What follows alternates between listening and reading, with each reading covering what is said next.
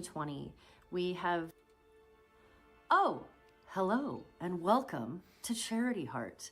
My name is Ashley Johnson and I am the president of the Critical Role Foundation. Since we launched in 2020, we have come together as a community for causes that span all over the world, and we are coming together once again for people, family, friends who live right next door.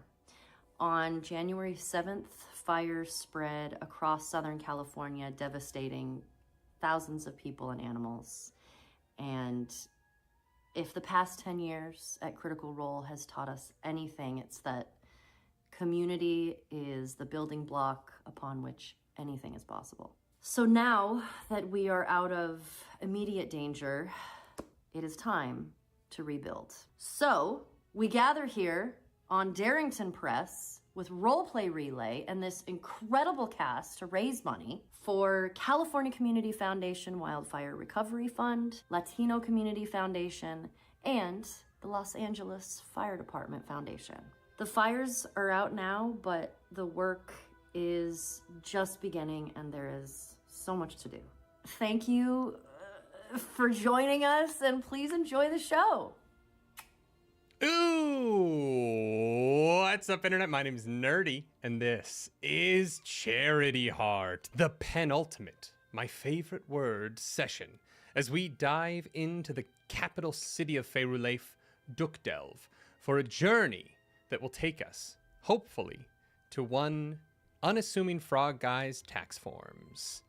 But for now, there's a few things I have to introduce before we get into today's stream, and the first of which is our fabulous sponsors. That's right, we have been helped along our journey now to $21,218. We've been helped to get here by a couple of incredible companies. The first is Roll and Play Press. Roll and Play Press is the company that is not only matching $1,000. They've already matched that, but they donated $1,000. Incredible. They're giving you a free adventure. So if you want to run a game at home and you want that game to be just muy caliente, sweet as heck, you got to go over to the link that's going to be running through that little graphic beneath my face for the next 3 to 3.5 hours. And it's going to tell you exactly where to go to get your free adventure. Thank you, Roll and Play Press. Y'all rock. Can't wait to run that free adventure. I'm not going to lie. I got it for myself. I wanted it. And secondly, we are sponsored by the incredible company Thorum. That's right, Thorum makes rings and watches that are beautiful and made from materials I did not know that you could turn into a ring and or a watch. They are the benefactors of the first $10,000 match on this event. Thorum, y'all are a gift to the humanity. You're good people. I freaking love you. I love your product. And that is why I named the great wizard Thorum after you. The MacGuffin of our adventure was made by your very hands. Watches, a watch and 4 rings made of meteorites and all the other crazy nonsense that y'all are wild enough to put into a ring. If you want a Thorum ring or watch, I have good news. They're a bit pricey because they're such high quality, but they're also 20% off if you use the coupon code Critical Role. That is right. Use Critical Role to get money back. And I think that's it. We're going to get into tonight's session, which means it's time to throw to our fantastic cast of players. Players, you're on screen now. Look at all the beautiful faces. Amazing. I am so excited to have you all here. We started off our Charity Heart adventure with a little bit of a boys' night on March 5th or March 7th. And now our penultimate session, our final of these sessions before the finale, we got Fems. Fems on Fems. And it could not be a more stacked cast. I want to give you all a second to introduce yourselves, but I want to talk first about our producer, sammaggs in the bottom left there, our woman on the inside who has been helping us behind the scenes run all of this, plan all of this, pitch this originally. Charity Heart would not have happened without New York Times best-selling author sammaggs. If you want a little bit more sammaggs in your life, I got good news for you. It's the 10th anniversary of Critical Role, which means that Vox Machina, Stories Untold, is now on your shelves. And if you turn to a page in like the 170s-ish, yeah, that's close. There's a great story about Kima and Allura, because if a fandom has lesbians, Sam is hired to write about it. And if your fandom doesn't have lesbians, I'll provide them. She'll add them. She Whether will you want add me them. to or not, baby. I'm coming. Nerdy, thank you so much. That's like the sweetest introduction. I always say I gotta pay you to follow me around. I mean, I you do always hype take me up. money, so I will accept cash. Perfect. I'm so excited to be here, and I'm so grateful to all of our other players for being here tonight and donating their time, and for Nerdy and Claris who have worked so hard on this and gone so above and beyond, to our sponsors, just to everybody. I'm just stoked to be here. And Nerdy knows that I used this gag in our last roleplay relay stream. So I'm a one-trick pony, but it is quite good. So I will be using it again tonight. Yeah, I mean, how will they ever know where you're looking if you're wearing sunglasses? Exactly. It's not me. It's a mystery episode. You know what? It is a mystery. Let's start in the top left-hand corner here. We're going to do a little clockwise action. So, Catieosaurus, how about you introduce yourself for the audience while I pour a little whiskey for myself? That's right, some Sandkag's Hide. Can I have some? Hey, you know what? If I was not in another country, yes, absolutely. Oh, yeah, you can mail it to me. It's fine. Hi, Just a everybody. My glass of name's whiskey. Kate. I go by Catieosaurus on all corners of the internet. I am a full-time author, I guess I can legally say now. Let's podcaster, go. content creator, and general educator of man. And anybody, really just anybody. Gender non-specific educator. Nailed it, crushed it. Somebody else go. I've never once gotten an intro right on the first try, so Nor should you. Somebody else go now. Honestly, I think that if you get your intro right, the rest of the night's going to be a disaster. Educator I know, of Man is right? great. I've nailed it like twice. You are an author, but you didn't say the name of your book, and I want to get the exact words right. So for our audience who are watching this tonight or in the future, what is the exact title of that book that everyone can pick up soon? Yeah, This book that I have right here in my hands. I wasn't even planning on chilling tonight. It's called The ADHD Field Guide for Adults. It comes out in September, and it is one of the first books about ADHD that is written to be accessible for people with ADHD. We have done a lot with layout and design and writing and all of it, the whole thing. There's been so much work and care put into this book. That's why I've disappeared off the internet for about a year, because I've been working on this. But yeah, it's coming out soon, and if you want to check it out, I would sure be grateful. I just love the idea of an ADHD book being like chapter 1, then chapter 5, then chapter 3, then chapter 2, then chapter 10, and just like really like and it's shaped like a scroll. All right, next up. Yeah, you can just sort of. Next up at the top right, we got Stella Luna. And tell people what you do, who you are. Hi everybody, I'm Stella Luna on Twitch, stellalunaTV on all other social media. I'm a TTRPG producer and performer, so I do this full time, all the time. You can find all my information over at my Blue Sky if you want to see more of what kind of shenanigans I'll be providing for you today. Thank you for having me. I'm so excited to finally get to play with you.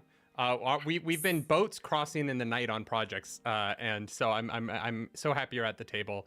And last but certainly not least, a member of the Roleplay Relay family who I don't miss at my table because you're always here. Fareeha, tell the people about yourself. You're never getting rid of me. And I would hey never. Everyone, would never. I am so happy to be here. So excited to tell a great story with you all. I'm Fareeha. I do full-time content creation across everything. Like there's so much variety. I'm so burdened with choice.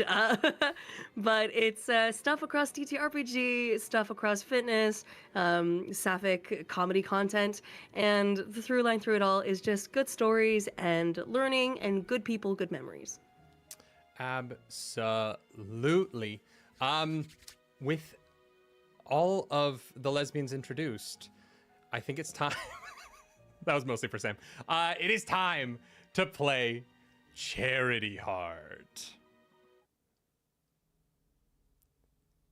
In the darkened streets of Dukdelv, the capital city at the center of the rainforest, known as Faerleif, a country in the midst of rampant political upheaval, there is a small frog who finds himself barreling down a crowded street. Around him, you see citizens of Faerleif of all races, species, genders, some with masks, some woolen ski masks that have been pulled down to obscure their identities. Some carry signs with political slogans emblazoned upon them. No new gods, no new gods. Blind him or he'll find you. And this poor little frog guy is very unassuming, and he's struggling to get through this crowd.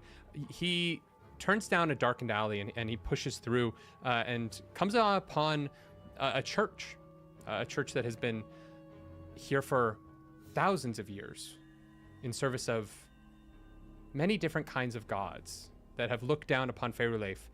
And he looks over at this church. He sees these giant oaken doors in the front closed, despite the kind of hour where you would expect a welcoming presence. There's no fire in the windows, no light. There's just a woman, probably middle-aged. She has a child holding each of her hands and a bundle wrapped around her chest like a baby that's been swaddled and protected from the elements. And she goes up to the door and lets go of one child's hand, bangs quickly on the door, and this frog sees this door is opened quickly, and a haggard-looking priest, this Dracona with red scales and dark blue bags under his eyes, opens the door in his vestments, sees the two children, and quickly ushers this woman inside before looking around and slamming the door closed again. When our friend Godfrey first left Dukdelv on his adventure around the nation to collect his tax forms so that he could properly file his taxes this tax season, it was a city that had begun to understand that Seraphis Kerr's technological innovations had pushed the gods away from this forest, that their eye was no longer upon them, and the sanctity of their holy magic was no longer defending them in the way that it had for as long as anyone could remember. Even the oldest immortal Inferis, or the near-immortal elf, could not remember a time when the gods were so dispassionate about this place. In the mere months of his travels around, winning the Gator Polo National Championship with the Doha Dominators mere days before this, Godfrey finds the dark alley he has been looking for. There is a single light that is flickering with arcane magic in the corner of this building. And beneath it is a single door upon which there's just the scrawl, detectives and stuff. And as Godfrey opens this door, he peers inside, and there are 4 figures huddled in this office discussing something. What does Godfrey see as he tries to enter this room?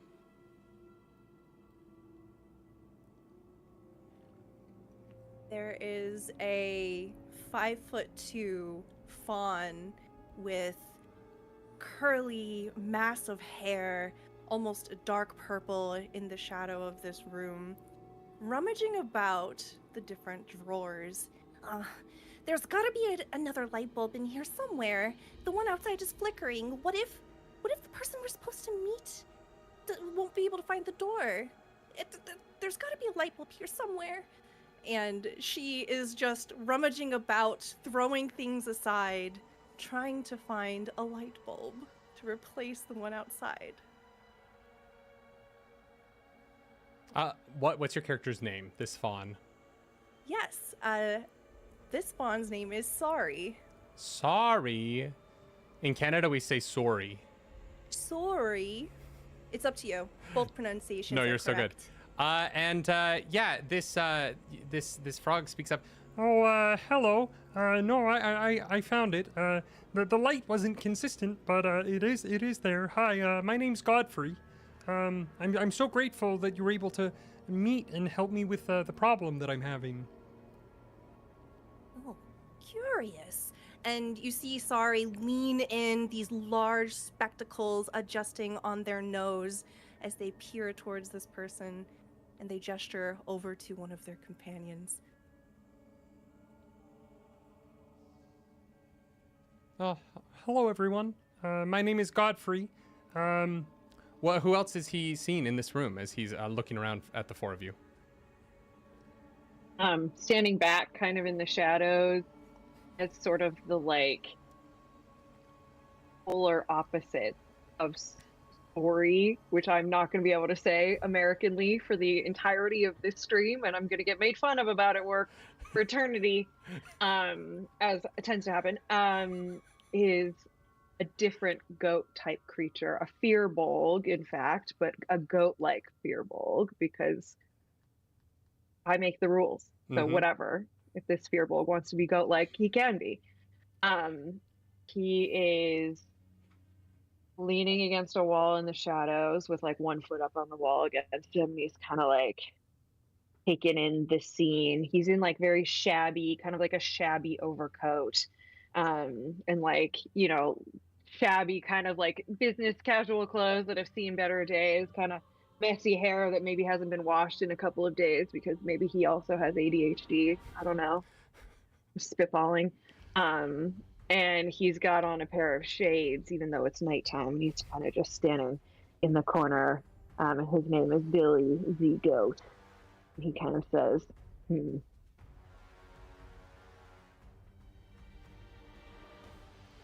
That's all Billy has to say. Okay. Yeah. Godfrey gives you a nod. He's like, oh. Okay. And 2 more compatriots here. What is he looking at? In one corner. Oh, sorry, the delay. No, you go. In one of the corners, in complete contrast to the other rogue you see in the room, you see what looks to be like a short-statured fairy with these golden wings that are hidden under a way too short black cloak. And unfortunately, the black cloak doesn't do much to cover the very, very colorful shirt and pants they have underneath that are a litany of just bright gem-like purples and blues littered with stars and moons, and the brightest bush of red hair on top, and the most bright ruby eyes. And you see this little guy who's hunched over a little project that he's tinkering with, and strewn up in front of him are a bunch of light bulbs. Trying to figure out how to wire them together so that you could have a more elaborate little contraption.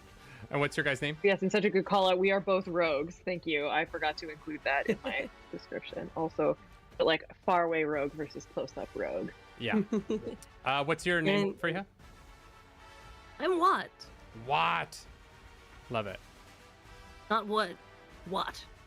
And Katie, our last member of the party here. Hello. Yeah, so as you sort of look at this group, there is a very, very large orc-like fella, older, a little stiff in the knees, perhaps, and he is sort of going through one of the filing cabinets and muttering to himself. He's wearing, like, I don't want to say he is dressed like a pirate, but he is dressed as though a pirate is attempting to not be dressed like a pirate, but only had pirate clothes to choose from. And so he is, in fact, a little piratey looking. And this is Orc. Mark Hubble Funley, for his full name. And he is 1 day away from retirement. So just canonically thought you should know. I love that. Nothing bad ever happens when you are 1 day away from retirement. And nobody has died in Charityheart yet, except for 4 people. Godfrey looks upon this motley crew of the 4 of you and goes, So the reason why I asked for you all to meet me, and why I wanted to hire your services is, you see, I've been doing a lot of jobs in the last year, and I think I finally found myself. I'm the manager of the Doha Dominators. I don't know if you watch Gator Polo, but we are the national championship team. We had a great season. And so my taxes are a little bit different. I'm in a different bracket this year because of the, rising up to this position, managing this sports team. It's crazy how much sports people get paid in comparison to other professions. Some might say it's irresponsible, but I'm benefiting from that greatly. The problem is when I got back to town, my final documents that I need to file my taxes this year, they are missing. And, I talked with some of my neighbors, and apparently with all the craziness happening here in Duckdelve, porch pilfering has become a problem.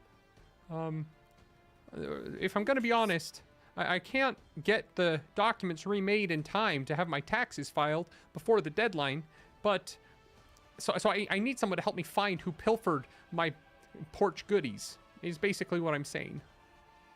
Wait, are you saying that your goodies are getting to pay your taxes?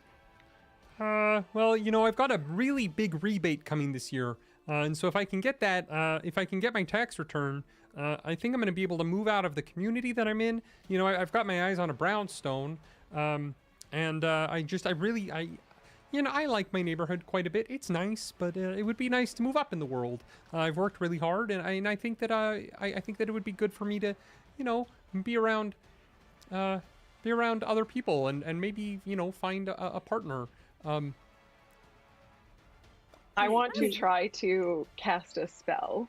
You can absolutely cast a spell. While Godfrey is talking. Are you trying to cast it sneakily? Tell no lies. Okay. Does essentially what it says on the tin. Make a spellcast roll against a target within very close range. And if it's a success, they cannot lie to you. Correct. But they're also not compelled to speak. Correct. If they do refuse to answer, they mark a stress and the spell ends. Awesome. Yeah. Throw a spellcast roll for me. Give me those 2d12s. I am going to give you them 2d12s. Let me see. Here we go. We roll in. As Billy is doing that, you just hear Watt prodding even more. Wait, so you're saying you made more money, but then you're getting a rebate? Are you a tax evader? Can you show me how? I set aside more money for taxes earlier, but I have more deductions. So basically, my deductions mean that I've overpaid. It's not that I'm really getting money back. I'm not getting paid by the government. That's it's more... a 13 with fear on the tell no lies, by the way. Amazing. The DC... As this is happening. Yeah. He's as he begins to break down how deducting and getting a tax return work, he is being 100% straight.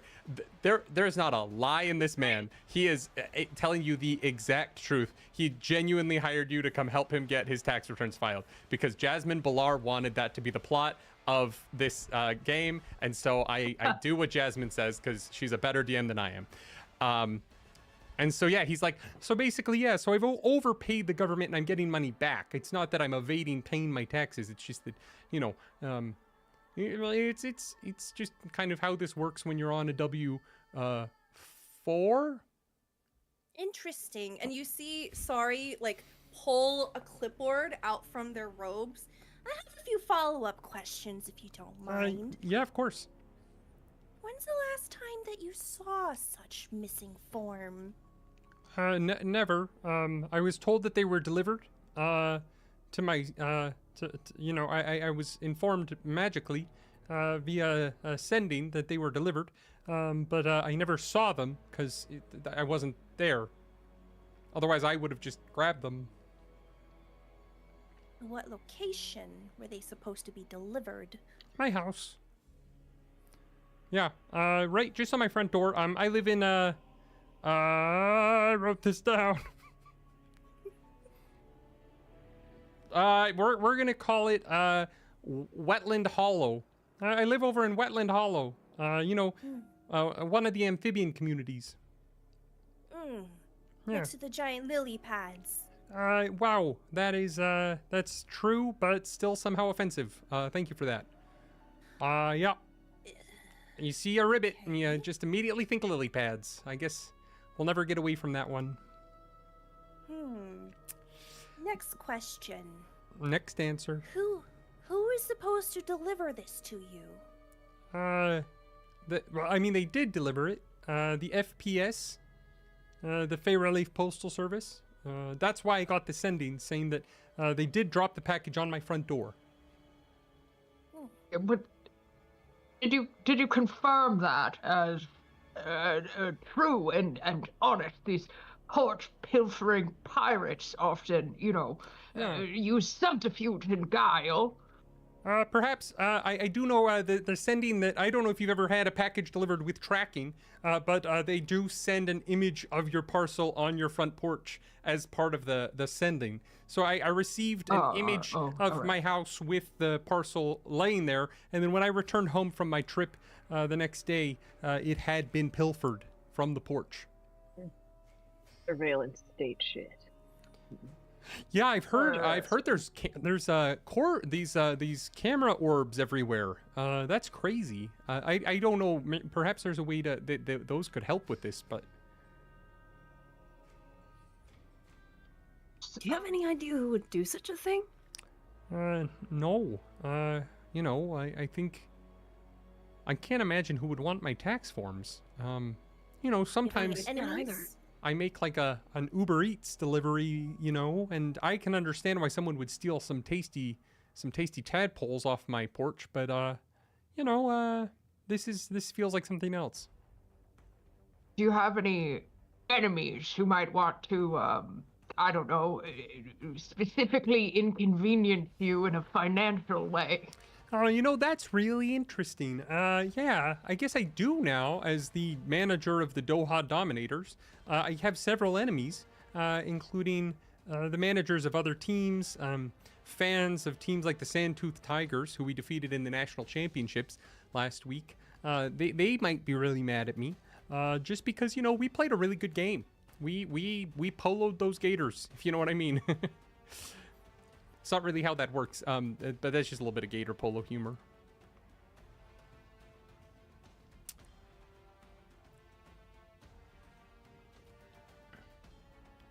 Well, I don't know if it would help, but I could show you where my house is, and maybe there's like something there that you guys had. Like, I know that you're professionals, so I don't know if. I think we ought to look around, but we need to discuss this first as a team. What's in it? Are we getting paid for this job? Yeah, of course. I can pay. Half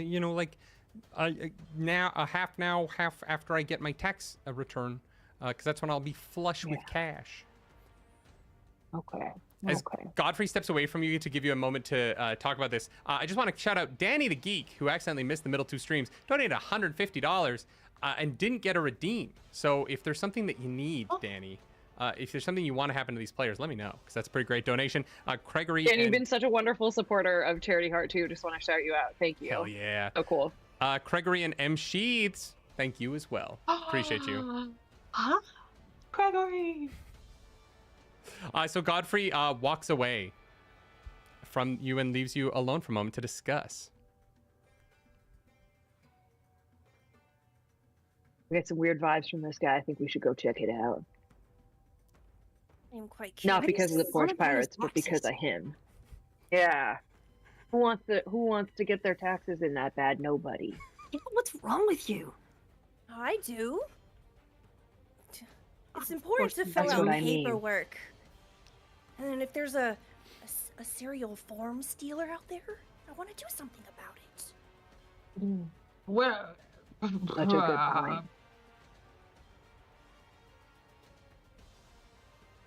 Is there a possibility that there's some sort of larger and more insidious game afoot? You start with one frog's taxes, and then you move to a badger maybe, or a horse. Who knows? And the next thing you know, chaos in the kingdom. Perhaps it's a conspiracy of really serious conspiracying. That's what I'm saying. What if he's behind the conspiracy? Don't trust anybody. Oh God, the frog. Yeah. Sam, I don't know. gotta jump in and remind you, you did cast a spell to make sure he was telling the truth. and he's shooting it 100% straight with you. That is true. But I feel like it's a core tenet of my character that he trusts no one, no matter what. So I'm just putting that part. Even his own magic. Including the people in this room. Absolutely. I feel like if someone brought that up to me, I'd be like, I know. That's even more suspicious. Who's that straight up?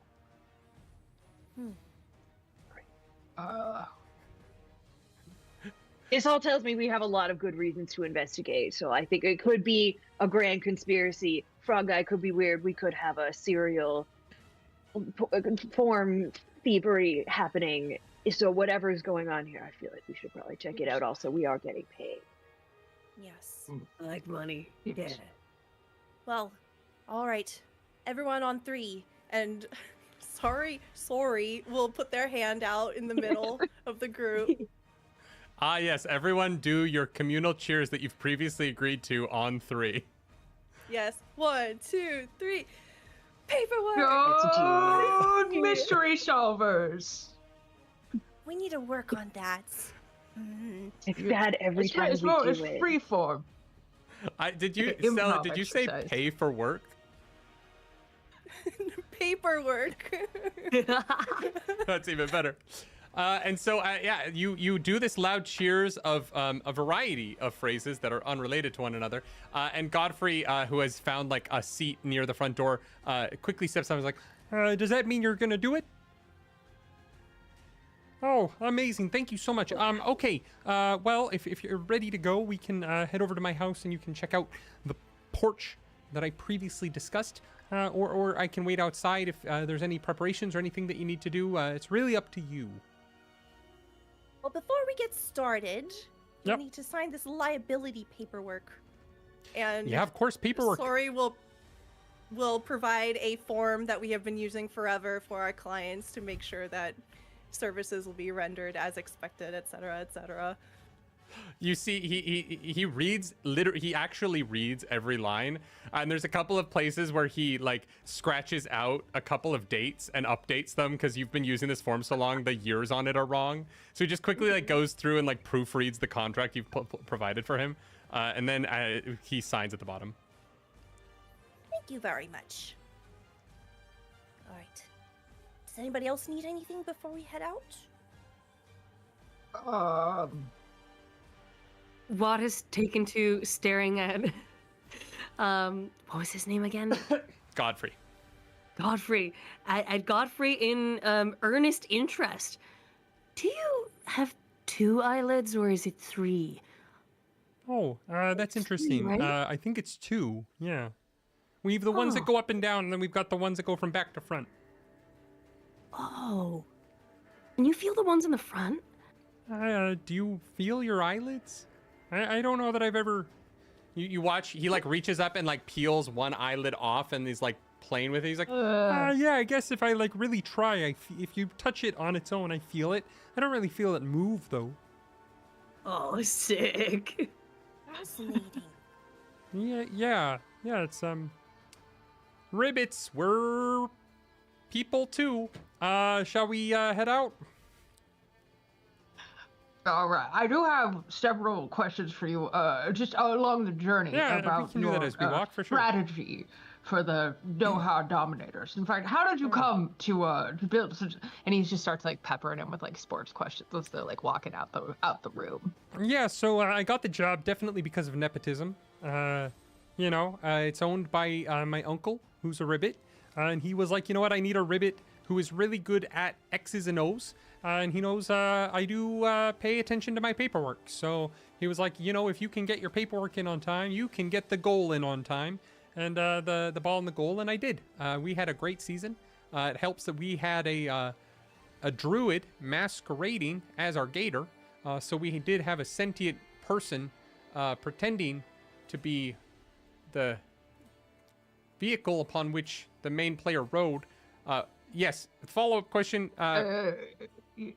So here's the thing. I understand.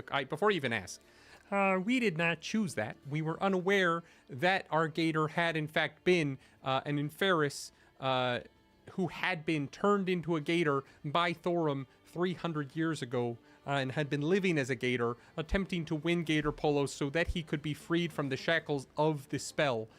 So we were not punished for that because we were not aware.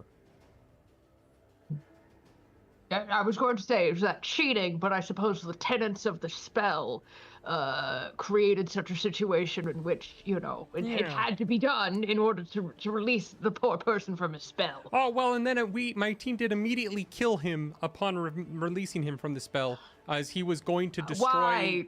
Well, he had originally been imprisoned as a gator because he was attempting to destroy the swamp and everyone who lived in it. And so upon being freed from that spell, he once more returned to attempting to kill everybody in the nearby vicinity. And we decided, kind of as a team, really they decided and I watched, I'm not much of a fighter, that we would in fact, that he needed to die so that the children watching could live. Vigilante justice is the only true form of justice. Yeah, it was more Says Billy self-defense, Zito, corrupt cop. Which everyone here knows, but the audience didn't. Sorry, in the background, just writing all of this down. As you hear the story of this incredibly true event that happened last week, you cross from this downtown area, this seedy district of detectives and crime, into an amphibian neighborhood, Wetland Hollow. You pass through this magical barrier. There are magical barriers between a lot of the communities of this city, as the gods themselves built it for all races of Faerulaif to coexist peacefully. As you pass through this magical barrier, the humidity of the environs ramps up significantly, and you feel the wet land atmosphere soak into your clothes and skin as you enter into a habitat built for amphibian peoples, draconas and ribbits and the like. There's a lot of fungrels who are particularly lean towards moisture who live here as well. As you begin to pass through the streets, as he's winding your way through, you do feel that holy aura of humidity dips and wavers from street to street. And those of you who have been detectives and journalists in this city your whole lives know that this is very odd. This community should be this one consistent thing, this utopia. And the gods pulling away from this world has led to an instability in even these basic tenets of the lives of the citizenry. As he pulls onto a particularly wet street, he points down a few doors and goes, so that yellow house there on the left, that's mine. It's not much, but, after my, well, it doesn't matter. I broke up with someone and I moved here, and at the time it was all I could afford, and I'm ready to move out of it. I have follow-up questions. Yeah, okay, for sure. Can you state the name of this individual? My ex? Yes, it might be relevant to the case. Yeah, Penelope. When's the last time you saw the whereabouts of this Penelope? Oh my. Well, she is frequently on Gorbs. She's a bit of a TV star. So I think I was in a hotel 3 days ago and her program came on. And so she would have been at the studio downtown where they scry out the programs every day. How did that make you feel? Not great. I need to remember not to turn the Gorb on when she's on. It's not good for me. It's, yeah, you know. I feel for you. Thank you. I appreciate that.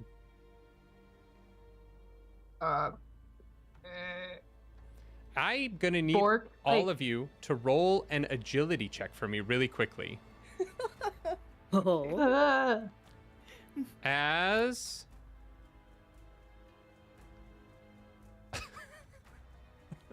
What the fuck? So earlier I said that Godfrey eats tadpoles. In this moment, Thyros has donated for an environment feature as the ghost of eaten tadpoles on this block. They are brought back to life. These gods have left.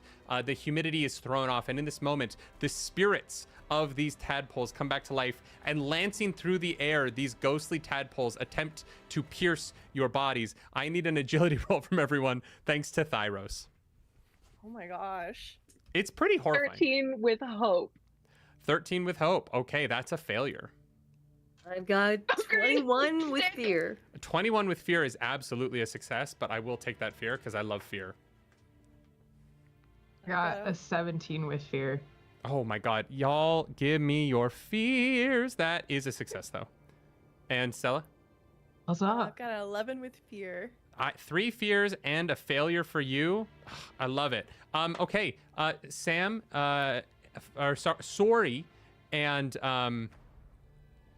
Sorry, and Billy, you're both going to take 16 points of damage in this attack.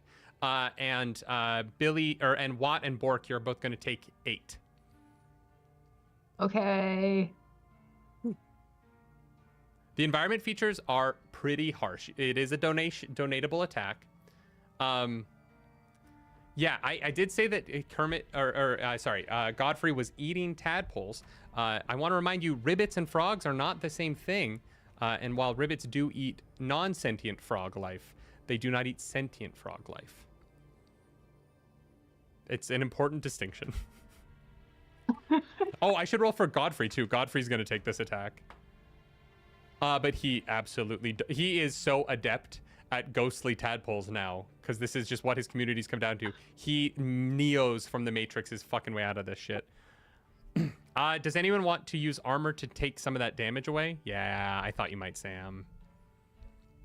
Yeah, I'm definitely going to use an armor slot because I had to mark 2 HP. So I would prefer to use one of my armor slots. Absolutely do to it. Reduce that incoming damage. Yeah. I will also do that because I will also lose 2 HP. We have killed someone every stream, just so you know. Also, friends, if we hit $25,000 raised tonight, I will cosplay as Matthew Mercer for the finale, which means I will shave my glorious beard. I want this so bad. Like, I can't tell you how bad I want this. Sam's like, can I donate $3,000? Do I have $3,000 in my bank account? Like, gonna check my bank account real quick. I just want to see it happen. Not only will I, it's not just that I will dress as him. I will do the entire finale as if I am Matthew Mercer, and I will not break character. It will be heinous. Also, I've decided if we hit 25k tonight, I am going to let the players level up to level 6 for the finale, give them some extra abilities. So consider that when you are looking at those Critical Role interventions and wondering if you want a private thank you video from a member of Critical Role. Matthew and Laura hey, off Nerdy. the table. Yes. Could we get like maybe just like a little sampler, like a little tease, a little taste, a little what's like of your Matt Mercer impression, just so people know what they're buying? Yeah. What does Matthew Mercer sound like? Hello and welcome to tonight's episode of Critical Role. Tonight's episode of Critical Role. Those are like the 2 things he does, right? I think those are the only 2 voices he has. I think he's notoriously not a voice guy. Yeah. Eyebrow is very good. Critical Role. Yeah, it's solid. Yeah. Critical Role. There will be a lot of eyebrow thing. Yeah. There will be a lot of dwarves, and yeah, mostly dwarves with Scottish accents. Thank you. And I will have long hair. Yeah. I love this for you. Thank you. I'm scared. I'm scared mostly because nobody ran this by Matt before we put it on the Tiltify, and I don't think he knows that it's happening. It's fine. Oh, you know what? I know it's fine, but he DM'd me for the first time the other day, and I was like, man, I don't know him well enough to do this joke. So we'll see what happens. It'll be great. What could go wrong? I'm in Canada. What could go wrong? It's fine. He can't get here. We're so far away. You're so far away. There's a whole border between you guys. Like, I have a. Can we fight the tadpoles? Do we want to fight the tadpoles? They pass through you and or they're do gone. they just immediately? Yeah. By the way, thank you for the tadpole donation. Yeah. Hell yeah. But ouch. Also. Yeah. The tadpoles pass through you and they disappear into the night. You see a nice little bungalow. in front of you on the left here. And there sits upon the porch nothing. It is empty. You do, you know what? Actually, make a presence roll as you check out this street, and we're gonna see how well y'all can, what y'all pick up as you take your initial look around after being penetrated by the ghosts of long-eaten tadpoles. What did you do at work today? Well,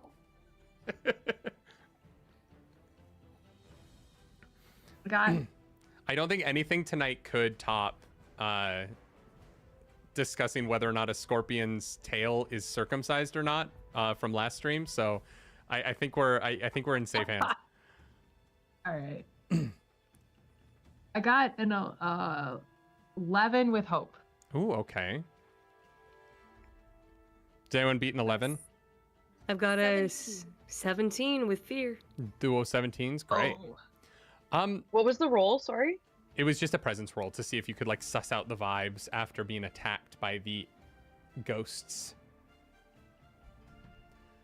On a 17, I'm gonna say you clock on the street corner. You see one of the new Seraphis Cur orb, these light poles that have an orb about halfway up that is this translucent sort of pearlescent milky substance that seems to be spinning in this circle over and over again.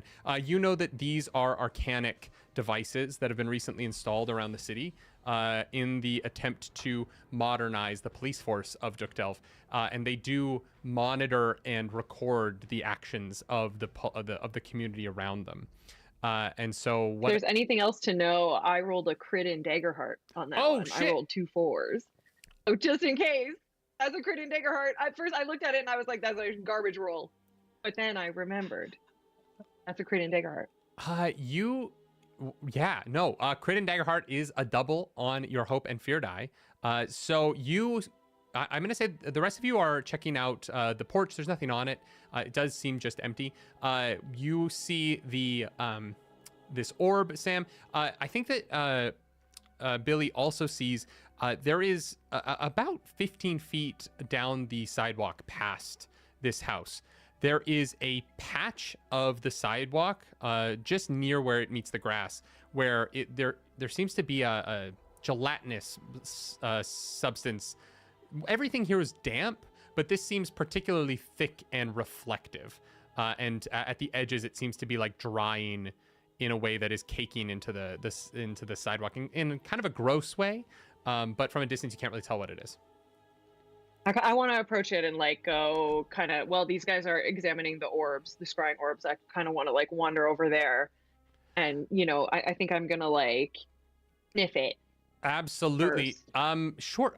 Sam, you have a favor from Andrew Dematras. Hi, buddy. Cool. And Trick Weeks is given a favor to the group. There's currently 2 favors for the group. So if any of you feel like there's an important role, right now there's 2 D6s that you can add as a group to a roll. And Sam, you have your own D6 to add whenever you want. I also have a hinder from the weekend from somebody. And so I'm going to make one of you deduct a D6 at some point tonight when I think it will be particularly funny. So you go over, you check out this slime on the ground. I'm going to have you roll for me a inspect check here. As you... Oh. And one of my experiences is street smart. Mm-hmm. So I think I'm going to add that to this. That feels like it could be applicable. Yeah, use a fear, or use a hope here. I absolutely will accept street smart. Amazing. And what was the roll? Sorry. You know what? Let's do a knowledge roll here. Yeah, you got it. And add your +2 that's from your great street because smart. that's my worst score. Mm-hmm. So are you I'm talking glad about I'm your adding character street or smart your to it. real person? Both. Absolutely both. Yeah. As you well know. Yeah, that's an 11 with hope. On an 11, you are you don't know. Like, this is not something that you're familiar with. Nothing. Yeah. Weird and flaky, I guess. Yeah, cool. I will say that on 11, whatever it is, it seems that it has been here. The way that it is congealing into the street, it seems it's been here long enough that it could have been here when whatever went down with the thievery happened. But it could also be just a completely unrelated thing that you found because it's been 2 days. I'm gonna call the rest of the gang over, and I was able to spot it, but maybe one of these guys is going to be able to investigate it better. So I'm going to kind of be like, hey, over here. Yeah. As you guys are pulled over, does anyone have any experiences that you think would make them particularly aware of amphibians or the criminal element? Have an experience. I grew up on a pirate ship. I think that's a good experience for this. Yeah, yeah. Count? Stella, what was yours? Bookworm. I like yours better. Yeah, both of you roll a knowledge roll for me, or one of you can give advantage to the other. I'll give you advantage. Aw, thanks. What do I add to roll advantage? You add a d6 to your roll. Thank you. Okay, d12. 4 is 14 with fear. Okay. Yeah, I'm gonna take that fear. You look down at this gelatinous ooze here, and you remember. Yeah, here's what I'll do for you. I set the DC at 15. We have a favor here. I'm gonna burn a favor. One of the favors that was given to you guys by chat. Chat, you're gonna get them this information because this plot's got to move forward. You know what I mean? Like, we only have a few hours tonight. You clock with that minimum of +1. You clock a memory. Cody's like, this gang is really stupid. I really need to help them. Oh, like, chat needs to help you. I don't need to do anything. I can kill you all, and I can call it a success. That's what I love about you not needing to be at the finale. You clock a memory that was a time when you were on your pirate ship growing up, when you had just gotten to the age where a sword had been put in your hand, and you were in the swashbuckles for the first time. And you looked across the ship. You had been raided by an enemy group of pirates, and you looked across the ship and you saw a chef of your ship that you knew and loved, and they advanced upon a friend of yours and ran another member of your crew through with their sword.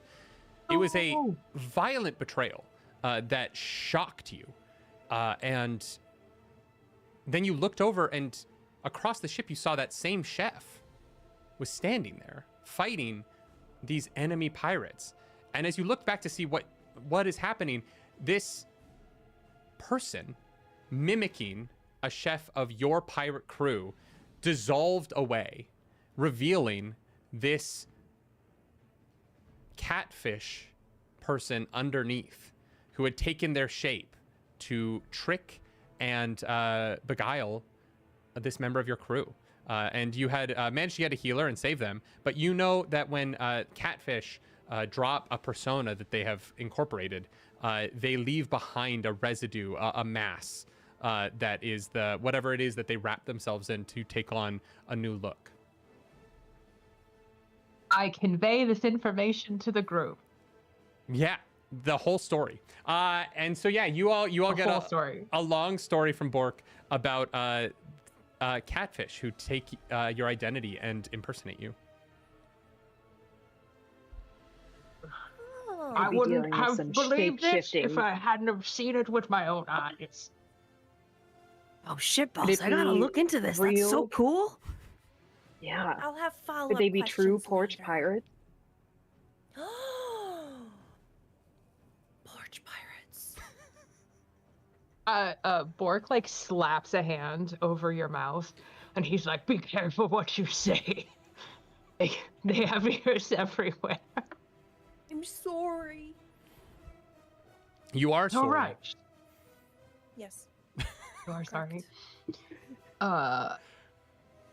So it would seem that these port pilferers are also imposters. But who? The imposter could be anyone. They can make themselves look like anything, according to my brief understanding of the one time that I've seen it happen before. Are you saying that the imposters could be among us? Yeah. Fareeha, we're so sorry. You Doesn't actually have just got a message that sunglasses. you're not allowed to be involved in the stream anymore. I don't know. That's crazy. I don't know what happened. I'll miss you. We're getting DMCA'd by Among Us, the video game? That's wild. That's crazy. Well, I love this. Oh boy. if we find a suspect and you see Sori begin to like flip through a bunch of papers on her clipboard, I do have a reveal spell here. But we would need a suspect first. That's so true. What if God, we God, follow Such a the good line? point. What if we follow the line of stuff to more stuff? And then we found the person who left the stuff. Yeah, is there like a trail we can follow? Yeah. Yeah, like a yeah, ooze. Or is it localized? Trail. give me a give me a instinct roll here. All right. I definitely also have been using presence rolls for instinct rolls for a significant amount of these streams. So if you and have noticed that across the past episodes of Charity Heart, you're right. You know, it's a new game. Or no, you haven't. No, you haven't. I mean, It's a Sam, it's on starting with video. hope. It's Sam. It's going to be on YouTube forever. So No, That's nerdy, so true. nerdy. The way you respond people is you say, "Nuh-uh." That's it. damn it, I need to learn. Thank you. I learned Yeah, something yeah. today. I spent another hope to use street smarts Great. again, and so this time I actually rolled good. I rolled 25 with fear. Well, fuck me. Got Yeah, it. you're muted, Katie. Oh, I know. I just threw my hope on the floor, so I was sending my compatriot to go get me more dice. And I can't find it. It's like disappeared.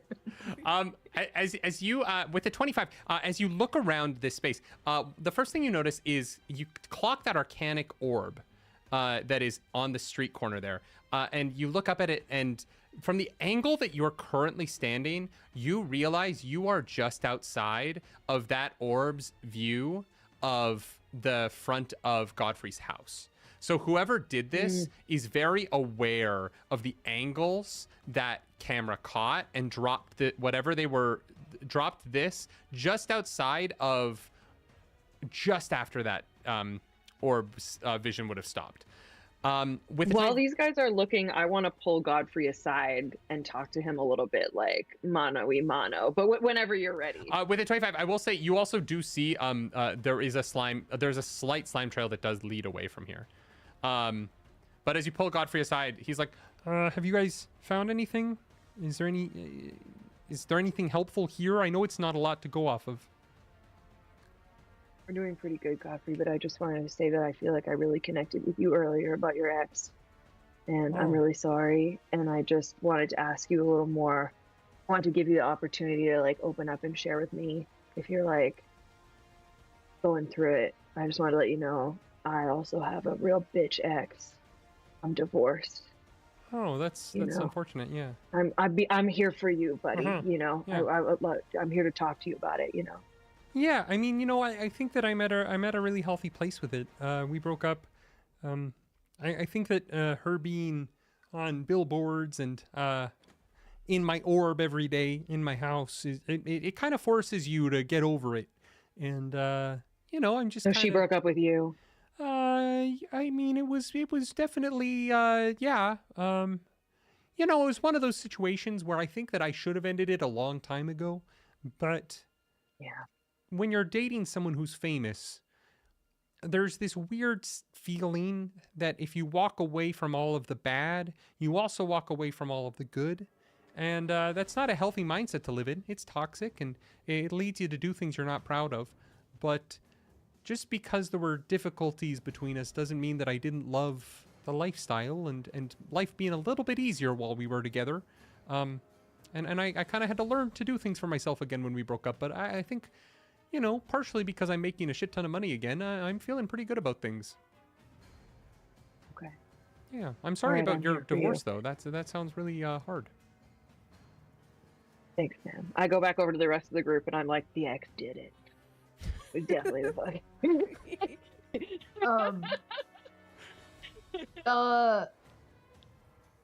fuck.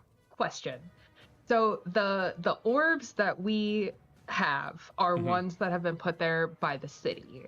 Yeah. Are there like privately owned orbs? Are there like ring orbs on people's Private doorbells orbs? and that kind of thing in this neighborhood, or is it primarily just these like orb presences? If that question makes sense. Yeah, there are definitely you know that while there are these they call them corbs because Seraph Kerr is super original. And that while those do record video continuously and pump that scry information back to the city's mainframe, there are smaller versions of this that have been sold to people that do take a photo every like 30 seconds.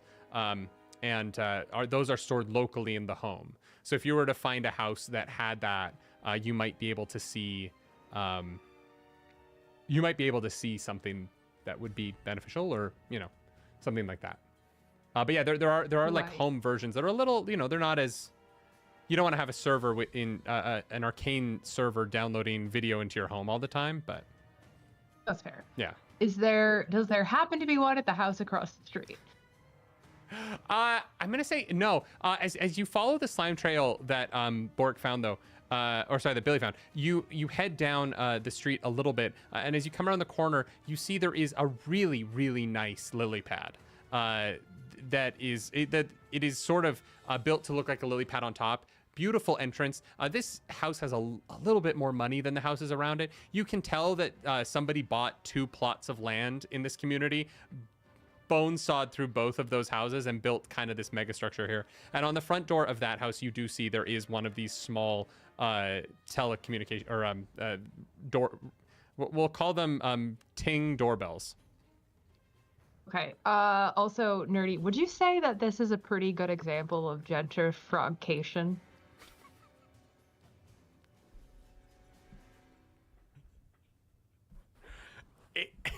It's a joke that I find very funny.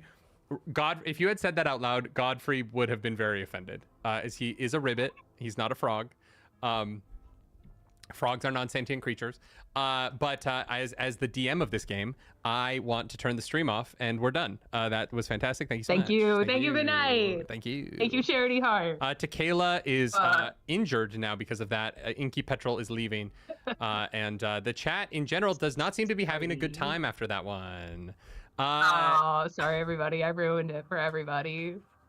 Yeah, you see this sort of garish-looking lily pad house they do have one of these Corb devices. Okay. Well, Bork's gonna turn to the group and say, well, I don't want to delay things if we're trying to get somewhere else, but perhaps we could just go knock on the door and see if they might, you know, be willing to give us access. Cool, I'm gonna do that. Godfrey's like, Yeah, you guys are the leaders here. I'm just sort of following along, whatever you want to do.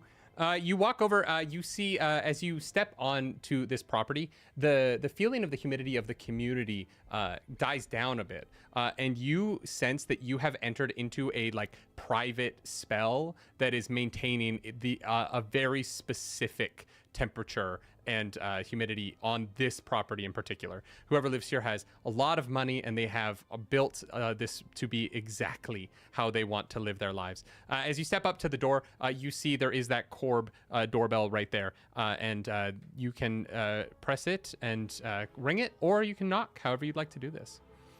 Before they do, I would like to hide in shadows. I'm going to hide. Yeah, absolutely. I want to be unseeable.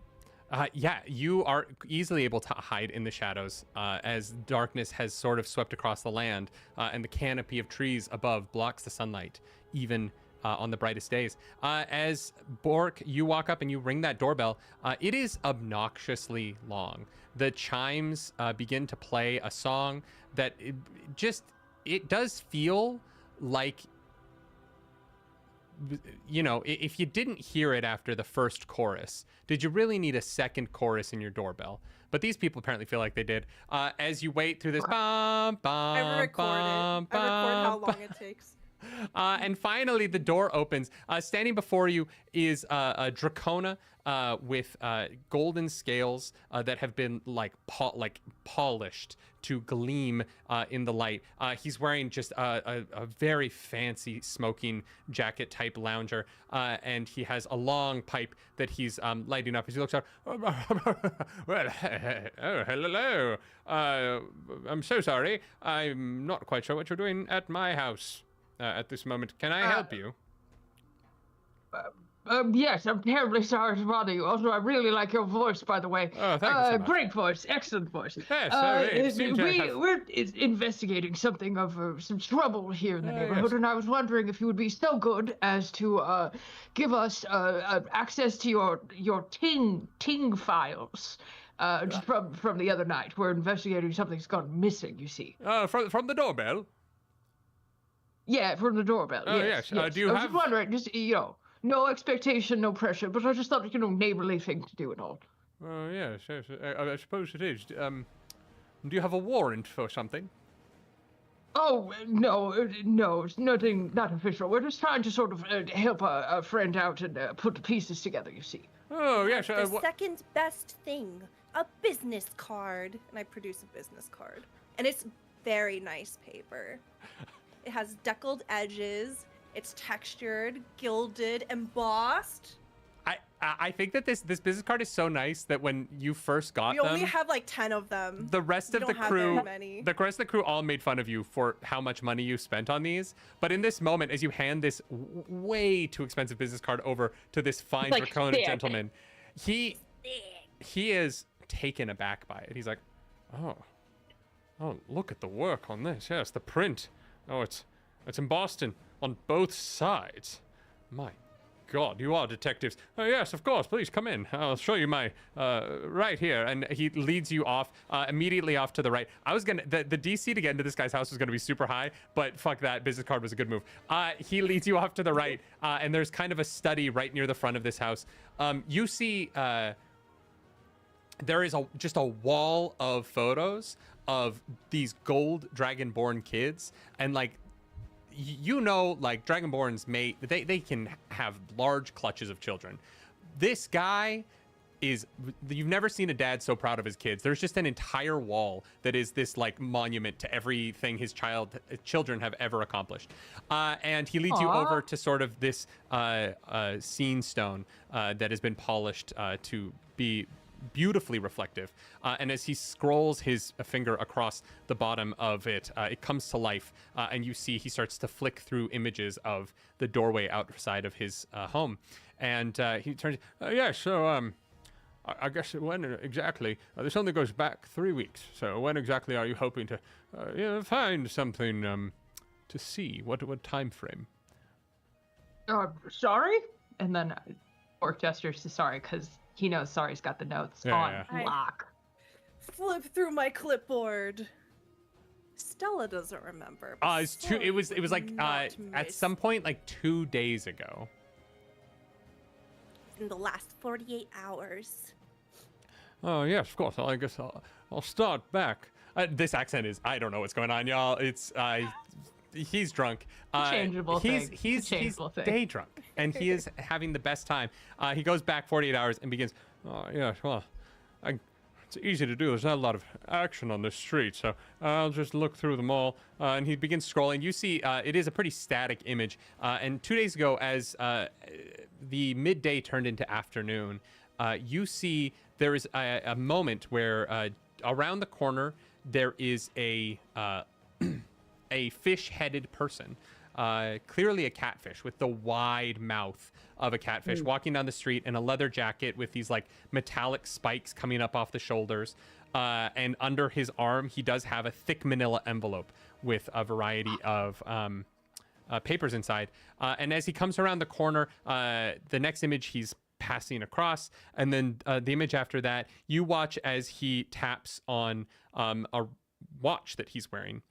And in front of him, it's a still image of a portal that has opened up. And through that portal, you see the bar entrance to Silly Sal's, which is a dive bar that most of you would be very familiar with, as it is regularly a haunt for the criminal element of the city.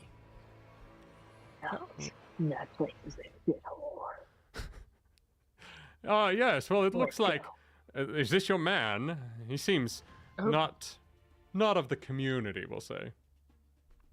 Yes, well, we don't want to take up any more of your time, but thank you so much for allowing access your beautiful home, your beautiful children. May I shake your hand? Yes, of course. Please. It's a pleasure. It's not very often. It's a very harumphy handshake. Yeah. It goes on a little too long as you both are like he's trying to show his dad's strength and you're like trying to give it back to him, and he's like, yeah, well, you know, when the cop types show up at your house, it's always a little concerning, but you've been absolutely lovely. Thank you for not taking up too much of my time.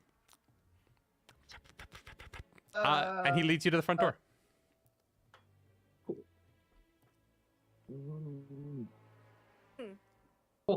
What? Yeah, what's up? You got any idea? Yeah, that was like my one thing I had. Any ideas? Any cool moves? Shit, I've always wanted to hack into one of those orbs, but I feel like you got us some good leads right there. You can tell that Watt's a little bit distracted because there was like a gloom that like passed over his eyes as soon as we walked into this home and saw like all these family pictures. Oh no, this is where the sad violin music plays.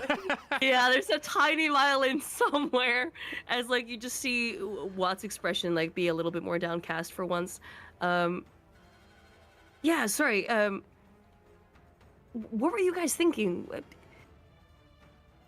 Do we know where catfish like that live?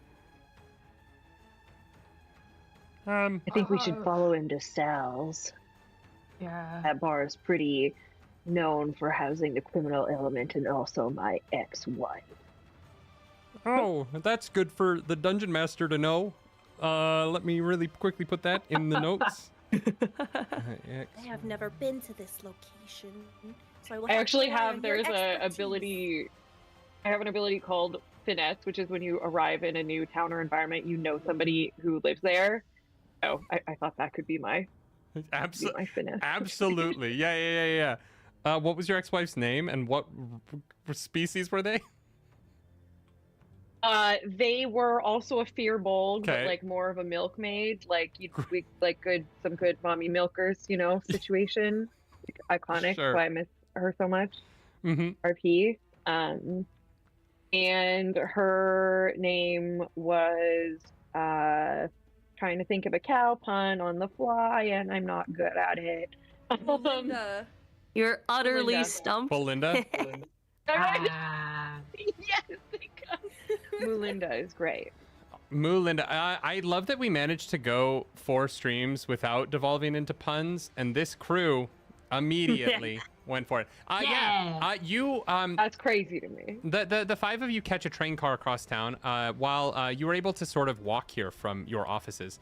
Sal's is on the other side of downtown, close to the mines, or to the elevators down into the mines below Dunkdelf. Dukedelf? Blanked. It's gone. And you hop on one of the streetcars, and it's a quick ride across town. And 25 minutes later, it's starting to become it's about 11 o'clock now. It's getting later in the night. You arrive at a train stop that's just around the corner from Silly Sal's, a bar that is the last known location of this catfish. What would you like to do? I would like to put my hand on Watt's shoulder. Mm-hmm. May I borrow your likeness? Oh, yeah, of course. Excellent. And I will cast a spell from the Book of Sitil and adjust appearance, and I'm gonna make myself look like Watt, except with blue hair. Okay. Oh.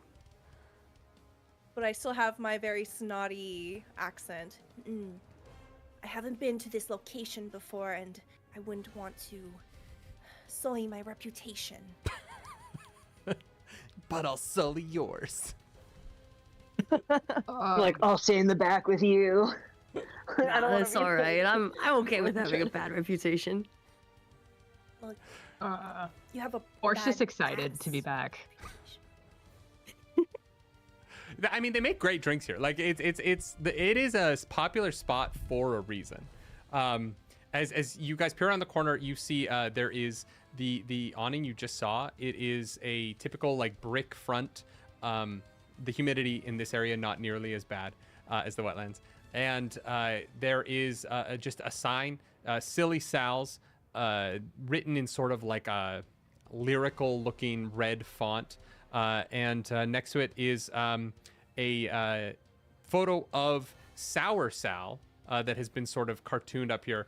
Sour Sal is, of course, the proprietor of this location. The name of this place being his business partner, who he went into business with, named it in mockery of him, and then died. And so he kept it as a honorific to his friend. And so it's been here for as long as anyone can remember. Yeah, what would you guys like to? How would you guys like to approach the bar? Bork is pretty big Mm-hmm. and also definitely hangs out at Silly Sal's. So I feel like Bork would be comfortable leading the way. For sure. And maybe look at the smaller members of his friends and say, you know, if anything goes down, just get behind me. This place can sometimes be rough if the jukebox plays a particular song. You as you guys walk over, there is a familiar orc bouncer in front of this establishment. You know him. Gank is there. He's staying there. He's rippling out of this tight black t-shirt. He looks over. He's like, Bork, hey, it's good to welcome in. It's good to see you. It's been a couple of days. How you doing? Bank. And then he gives him one of those like like fake fake punches. You're so and then, fast. You're always too fast for me, Bork. Hey, head on in. It's not busy tonight, you know. Most of the tables are free, so if you guys want to sit down, sit wherever. You can kind of do what you want tonight. It's pretty dead.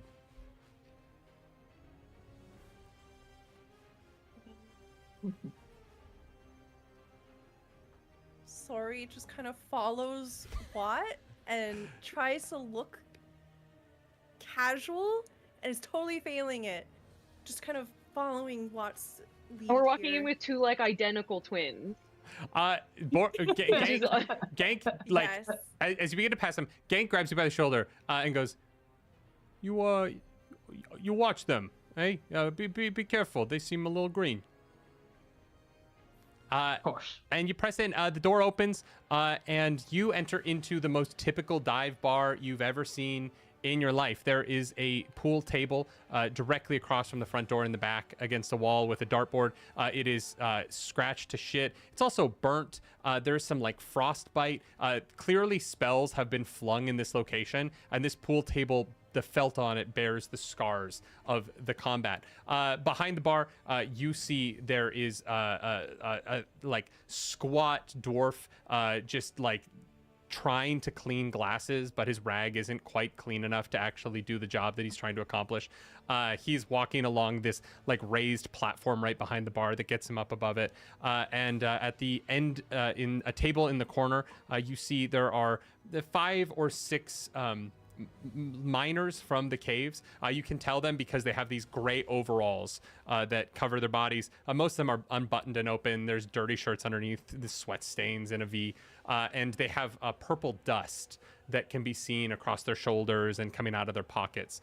That is typical of people leaving the mines, getting these arcanic crystals up out of the ground. Is dirty work. And so behind the bar, you see there is this dwarf kind of looks over.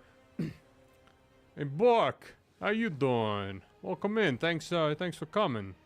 It's good to see you. Can I get you and your friends anything? Yeah, it's on me, of course. Friends, what do you have? Whatever you want. I don't do anything too fancy, but I can make beer, wine, ale, mead, and Do you guys have apple cider? No, we don't have apple cider. Oh man! What do you think this is, a holiday market? It's April. It's fucking taxi. Why would we have?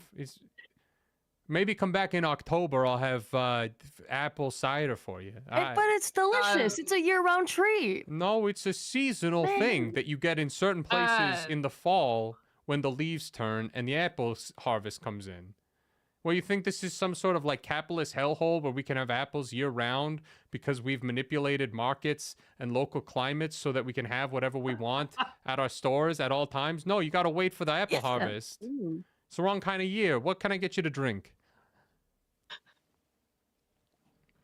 I go up to the bar and I'm kind of like, okay, that's enough of that. And I kind of like lift up my sunglasses and I'm like, hey man, it's me. Hey. Good to see you. But you around? Hey, no. Does Moon know you're here? Great. No. We're here. We're just here strictly on business. We'll just get ales for the whole crew. Sorry to bother you. No, it's not a bother. Don't tell her. If you see her, don't tell her. Yeah. I'll try not to tell her. That's fine. Okay. And he goes and he starts pouring ales. He puts 4 big mugs on the bar, hands them out to you. So, what are you guys looking for in here today?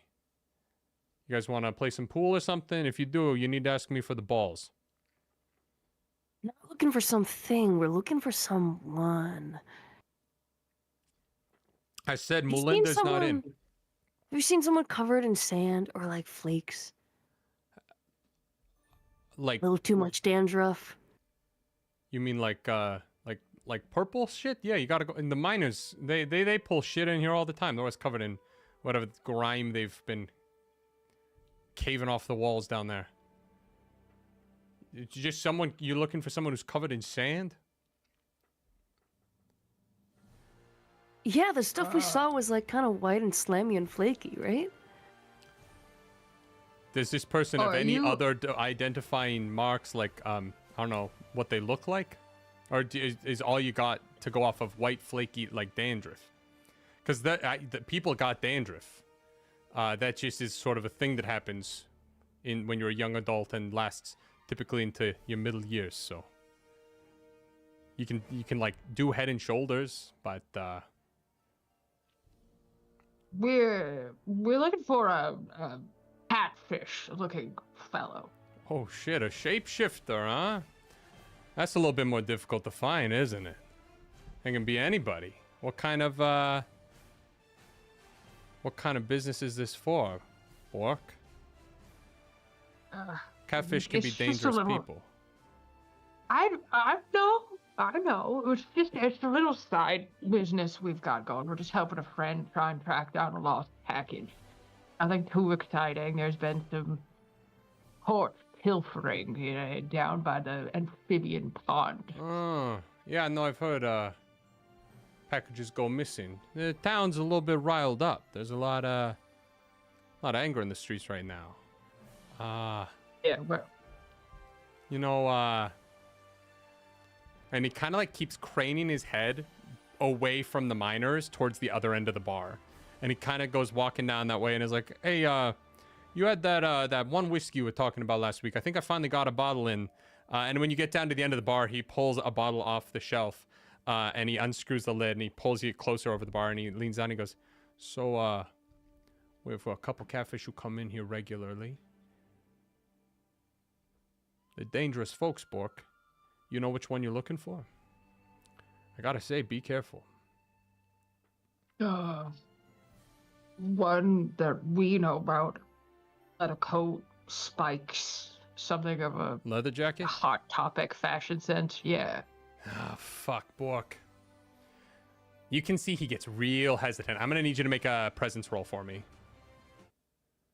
I have like garbage ass presents too. But what's my present? It's -1.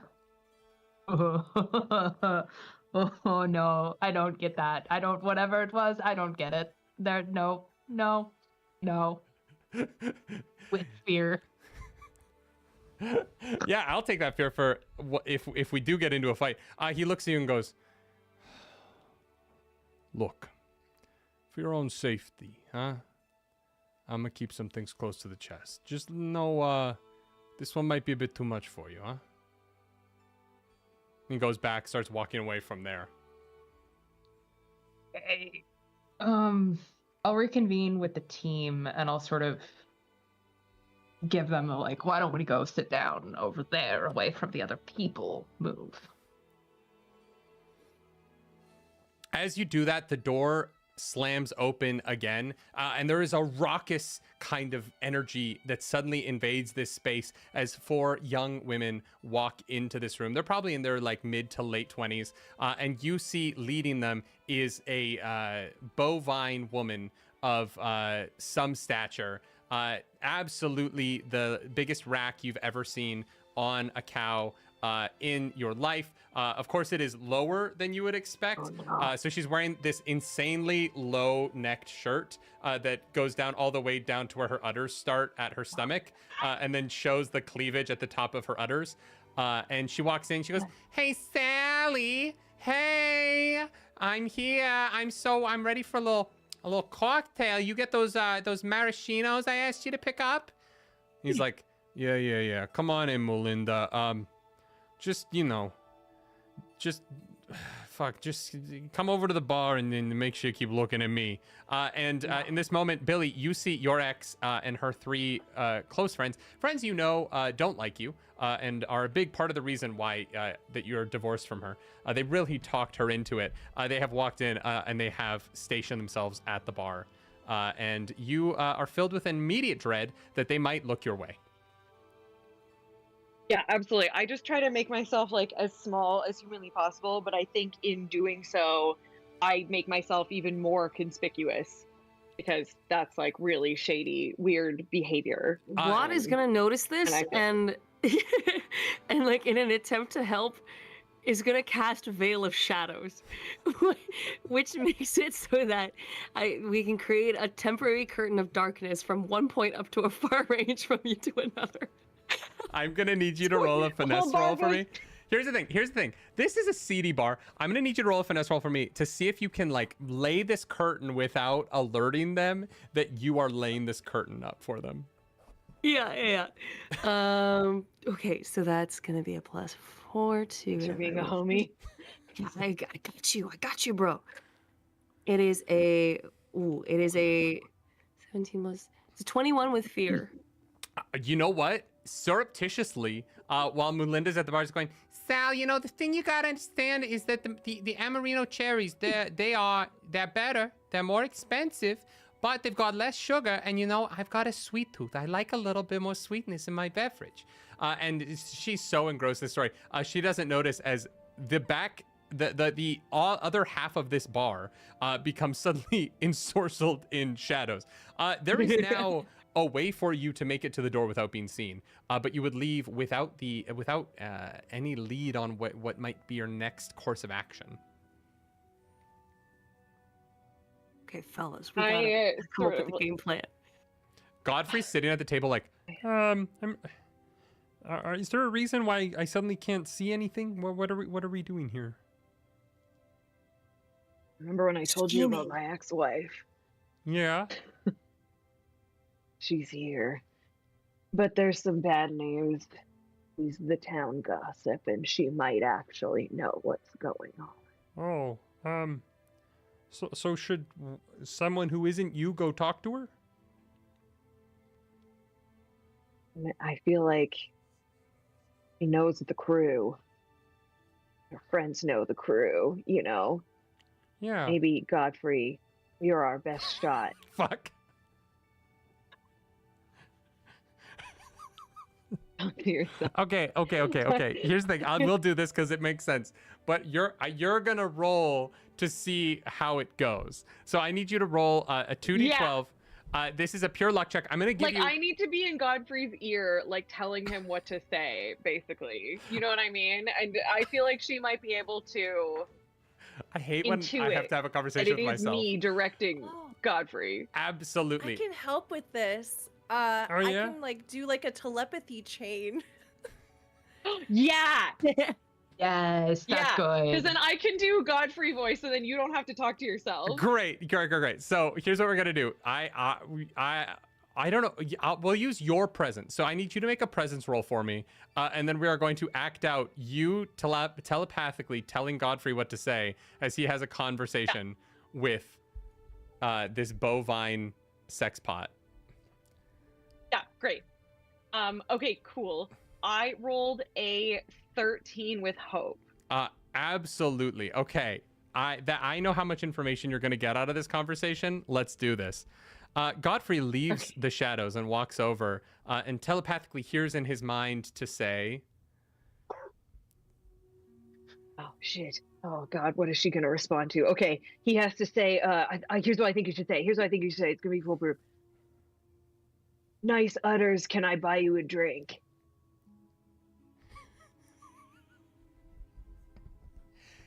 Right? You I'm gotta be nice sorry. to chicks. I'm sorry. Hi. Who are you? I can't do a Kermit voice. You started this. You started this by saying I can do the voice so that you don't have to. That was how this. Suddenly, I don't even know what Kermit sounds like. Suddenly, I've never heard Kermit in my entire life. So you watch. I needed to hear nice udders. Can I buy you a drink in Kermit's voice so bad? Sorry.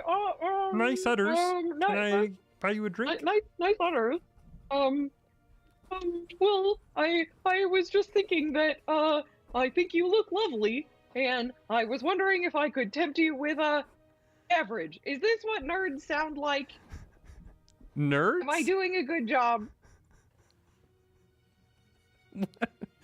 Yes, you're doing a great job. She's like, This is why Critical Role doesn't let me be on camera. this is why you write the books. This is why, including My mom's here. She's giving me voice acting directions. Vox She says, Machina, "Go higher Stories with the Untold." voice." Thanks, Mom. available now in bookstores everywhere. They sell this in Canada.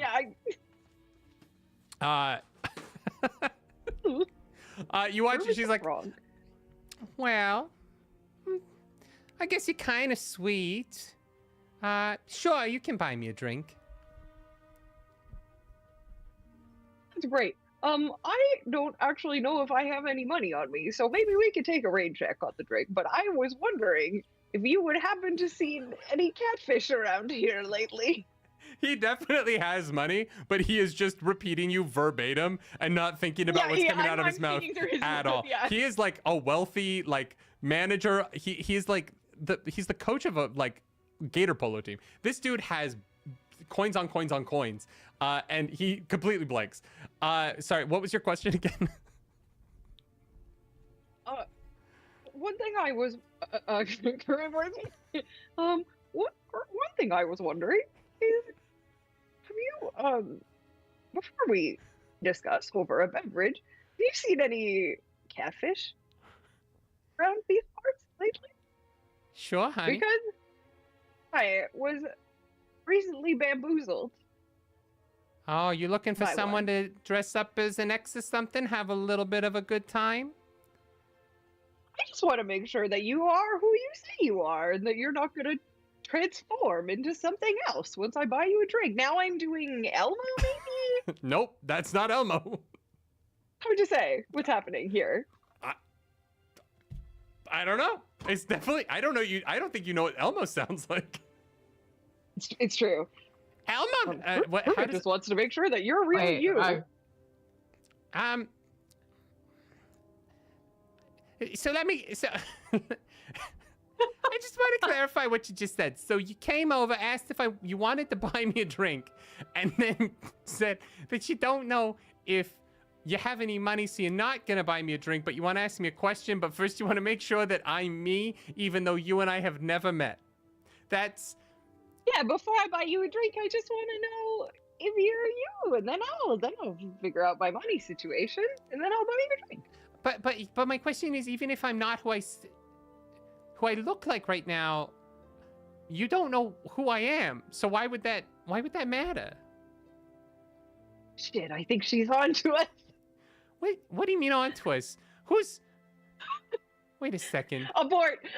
What is this shadow over here? You watch as she gets up off her stool and she clomps over in her cloven hooves, and she like takes this like overly ringed hand and bashes it through the shadow. Something magical in her rings dismisses the shadow around the table, and this large cow woman looks upon the four of you sitting at this, and she goes, "Oh, Billy. What are you doing here?" Huh? I know I said I wouldn't come back here. I know this is your spot. I thought we decided But, this was my hangout. Totally. You look really good, by the way. It's really good to see you. Oh, well, are you doing okay? Are you doing good? thank you. How are you doing? Are you doing good? Did you I want to hang out mean, later? Oh, Billy. Well, you know, I know we said we would go no contact. So like, I think that we should Yeah. think No, about you're it. right. You're totally right. I'm so sorry. That's what Or the lawyer not, yeah, said, so I'm so or we sorry. just It's say no, yeah, no, that's good too. Yeah. What do you how you look like like you've done a lot of drugs, which is typical. So like, how are you doing? You don't look good. Yeah. It's kind of hot, Thank but you don't you. look good. Thank you so much. I'm just here on business. I'm not trying to mess with your game or anything. We're just here on business. We're looking for a catfish. We're here looking for a catfish. Well, maybe you might know, because you know everybody and you're really good at that. I mean, I don't know everybody. I just, the people who matter. Billy, that's pretty dangerous stuff, Catfish, they get into some, some of them are great. Yeah, a lot of them are great prostitutes. Oh yeah, are some of them great? Are some of them great, Melinda? No, I'm sorry. I don't want to fight. The fuck was that? I was offering you a sincere warning and a support of my friends in the sex work industry at the same time, and you just blow up on me. This is why it didn't work, Billy. This is why we had to get a divorce, because how am I supposed to live like this? I don't even know what you're upset about. I never fucked a catfish. I know, I'm sorry. Just because other people fuck over. catfish doesn't mean I fucked a catfish, okay? And you out of nowhere, you just suddenly explode. Back up here, guys. Out of pure awkwardness, Sorry will cast Mysterious Mist and then put a temporary thick fog in this area. What the fuck is wrong with this side of the room? You know what? Perhaps Wait, we should so- leave. Can we just like disappear from Melinda? Like, what happens with your spell? I would love for someone to like It's step in and just a de-escalate fog. and see if she has like the answer to this question. You guys, Even though we you are guys two, huddle we your heads cannot. together Yeah. and have this conversation in the fog. Well, she's like, I can And hear so, you whispering. What is this? So, me and my twin sister here, we've been looking for funds to get our glasses fixed. She keeps breaking them. It's a whole thing. But we need to figure out a new lead. We're looking for some kind of specific catfish so that we can help a guy who really wants to do his taxes, but his tax papers got stolen, and so he can't do his taxes, but someone's messing with him, so we have to help him out, and we have to figure out who stole his taxes, and so we have to figure out where they went so we can get him his tax papers so he can do his taxes. Roll a presence check for me to see if you can convince her to open up after you had an incredibly awkward exchange and then dropped a marine layer in the middle of this bar. If it helps, this fog is slightly pink. It doesn't. Okay. It's more beautiful. So that would be a... It's a 7 plus... It's a 9. Yeah, it's a 9. Is there anything anyone can do to help her with this roll? Chat, does anyone want to donate money to help raise this number? Can I give my +6? Can I give my advantage die to help? Oh, we do have advantage dice. Yeah, you know what? I will say absolutely. You can give an advantage here just because. Just because. Yeah. And I don't can have anything. I can put her to sleep, but I don't think that's gonna help us, y'all. No. The DC was going to be It was totally just normal, full of and then gas. you dropped a marine layer on her, and she's like, "What are you guys doing?" Add a D6 to that 9. And can I say that I add my childlike experience to it of just like how earnestly I'm trying to Yeah, if get you've her got a hope get to her help? spend, absolutely. So that gets you to an 11. Okay. Sweet. And so that's is that a 6 or that's a 6? So 17. Amazing. On a 17, she goes, "Oh, well, you're kind of cute. I don't know how I feel about you hanging around with 2 hot young fairies, but you said that a package was pilfered from a porch?" Uh-huh. She kind of looks around the room. "So, you might be looking for Muck." Mark. Yeah, Muck is, he's a catfish. They call him Muck the Porch Pilferer because he steals shit from people's porches. That seems pretty promising. Yeah. That's very, very specifically what we're looking for. That is so. That was specifically what the person who donated to name him wrote, and so I had to go with it because It's really good. that is I just that we was a love donation. it. Yeah. The plot of this was Sometimes, you know, you just- dictated by money going to LA wildfire relief through our Tiltify.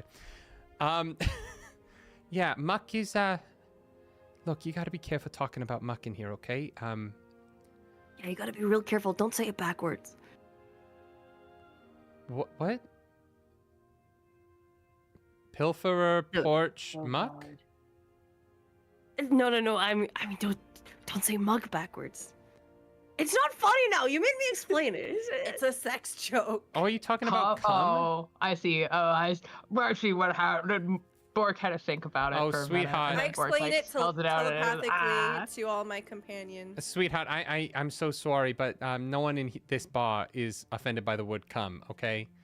We're all very comfortable with it, as your friend Billy is very aware.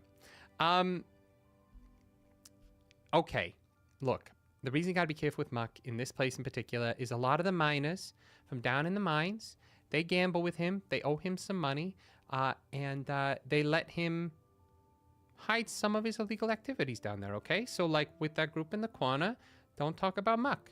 You might have problems. They're kind of in the bag for him, if you know what I mean.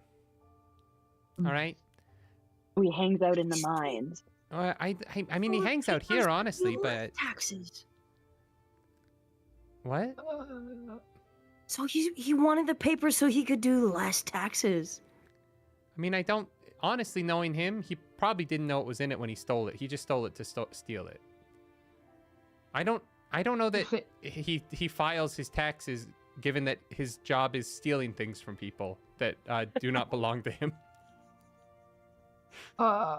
do you know, Melinda, if he keeps the spoils of his pilfering? Does he store them down in the mines? Do you know? I mean, I feel like that wouldn't surprise me. And, like, as long as he hasn't sold them yet, it seems like that's kind of the deal he's got organized with the guys who owe him money. Yeah, I know they play a lot of cards, and he's pretty good at it because, you know, he's a liar and a thief and a cheater.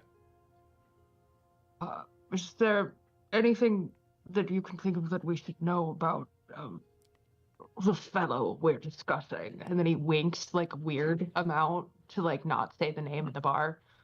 Oh, you're kind of cute when you wink, sweetheart. Anything in particular? No, he's just very dangerous and he will happily murder you. Yeah, he's very violent. Bork will, like, direct eye contact, kiss her on the hand, and say, Ooh. a lady and a scholar. Hey, that's my wife. You watch your hands. You watch yourself. Ex-wife, Billy. Ex. Yeah. But, you know, if we do meet up later, maybe bring Bork. It could be a good time. She gives you like blows you a kiss and walks off back to her friends. Really? I hate her so much. But you will probably end up in her bed tonight. Yeah, almost certainly. Sorry, Godfrey says that. And Bork But you be will probably end up in her bed tonight. Yeah. I don't know what happened to my voice there for a second. there. It was still doing whatever it was doing when I was trying to using copy it, you so. when you were talking. I hate to say it. You get really flustered by that woman. And I get it. She has exposed udders in a way that I've never seen before. Since my species doesn't have those. So that was a lot for me. Rough. You did great though. There's Thanks. 6 of them. That's crazy. It's so many. Right? I only got 2 hands. It's just 2 hands at one mouth. We turned the crowd. I fucking My love mom's you. watching. Your mom is in the room right now. But I'm like, yeah, totally. Totally. I'm like, well, we have 2 options. We can wait for him here. We can hunt him down in the mine. I mean, I would postulate that the miners seem to be off of work, so perhaps we might take advantage of the nightly closing and go investigate. But of course, sorry, and what you have a say. Do you have any thoughts, any opinion? Twins? Me? And he kind of like winks. I thought you'd never ask. You know me, I yearn for the mines. Yeah, Let's go. I've heard that Shiny about shit. children. They yearn for the mines. Yeah, Yeah. I'm not a kid, but still. Sorry. The fairy. You're so small. I just it confuses me sometimes.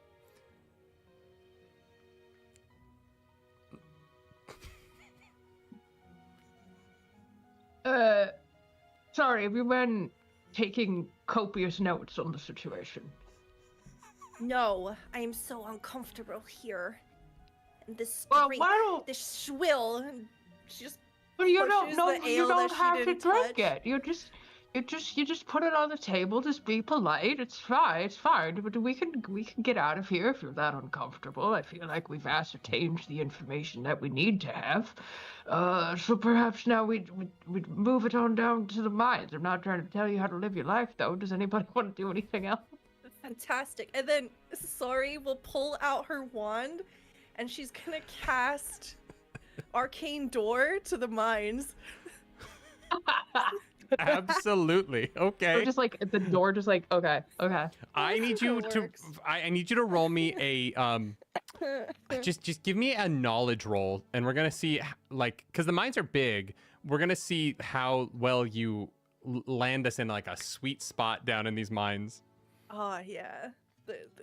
The well-known sweet spot of the mine.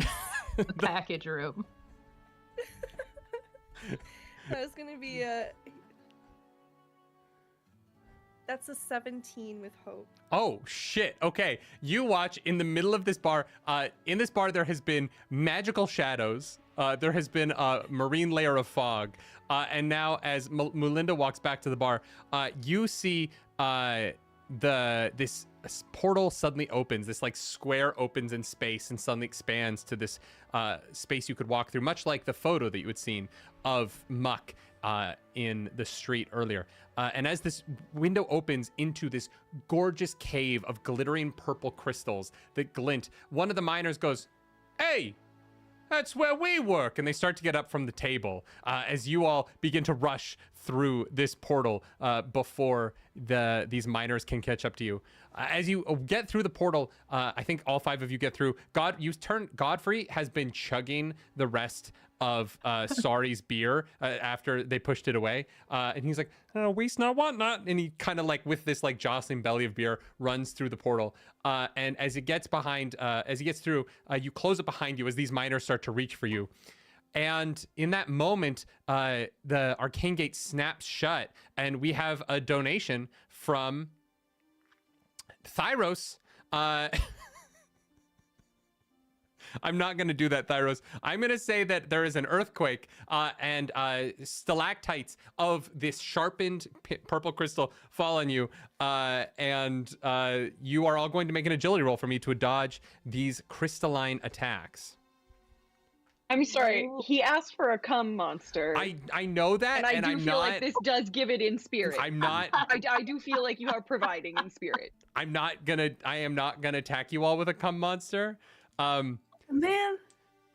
There's a lot of stories of like male DMs having a table full of women, and I don't want to go on Reddit tomorrow and read about. We can't be out here. Yeah, I see it. Noir was already trying to get me canceled by playing every black stereotype on his episode. I'm trying really hard not to get canceled for running the show. I need an agility roll from you all. As Thyros, we'll say you all take the cum monster. The ground comes crystals, and these crystals fly at you all, just to satisfy the donation. Thank you. I got. Bad at 18 math. hope. 13 with fear for me, which I've rolled so many times. Just tell me if you roll above or below 15. Got a 16. Got a 17, so yeah. So those are both successes. You're going to both take 6 points of damage. And who failed? Okay, so... No, Billy! Billy, you're going to take 12 points of damage, and the rest of you are going to take 6. That makes sense. Godfrey is also going to take a point of damage. Godfrey looks... Oh, actually, I should roll for that. Godfrey does save. So Godfrey looks really fucked up. Godfrey has 1 health point left. Because Godfrey only has 3 health points, and he has taken 2 damage. Godfrey does not look well right now. He is like breathing deep. He's been pierced by tadpoles, and now he has like this one giant purple crystal sticking up out of his like frilled red collar around his green ribbit throat. And he is like, Okay, wow. You know, I really thought when I hired you, you guys would be taking the brunt of the damage, but it does seem like everything is coming for me today, which is... Does anyone have a health potion? Because I took the other one like a dipshit.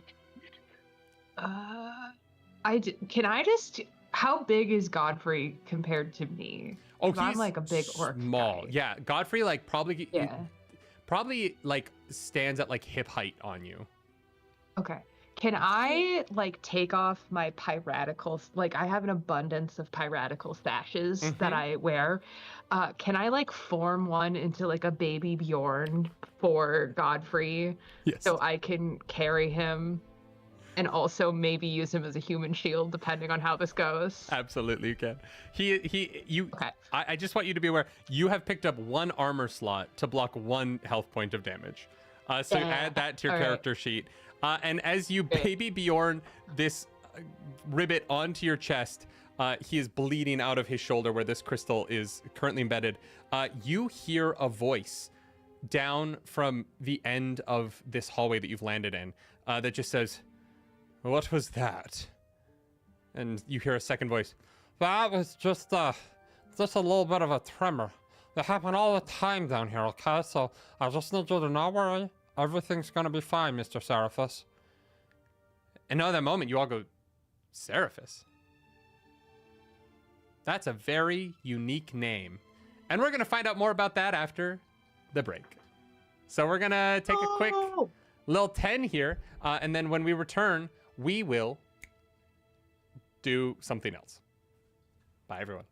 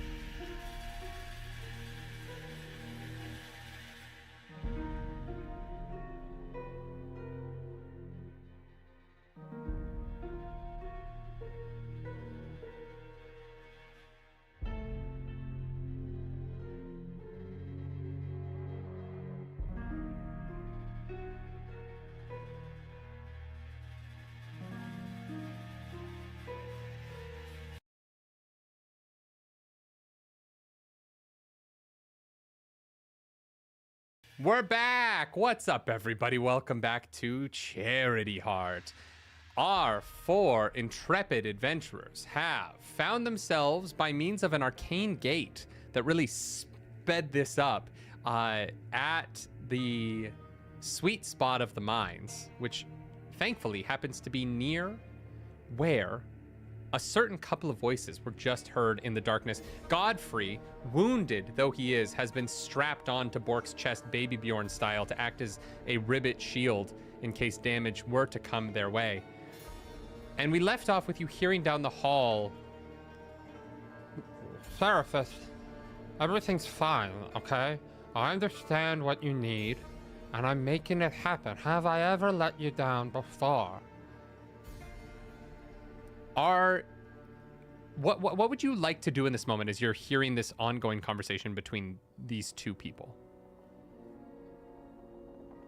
Orc, I think, is going to look over at Sorry and kind of like quietly gesture to the clipboard and then do a nonsensical series of mimes that indicates we've heard that name before, right? I remember that's been said.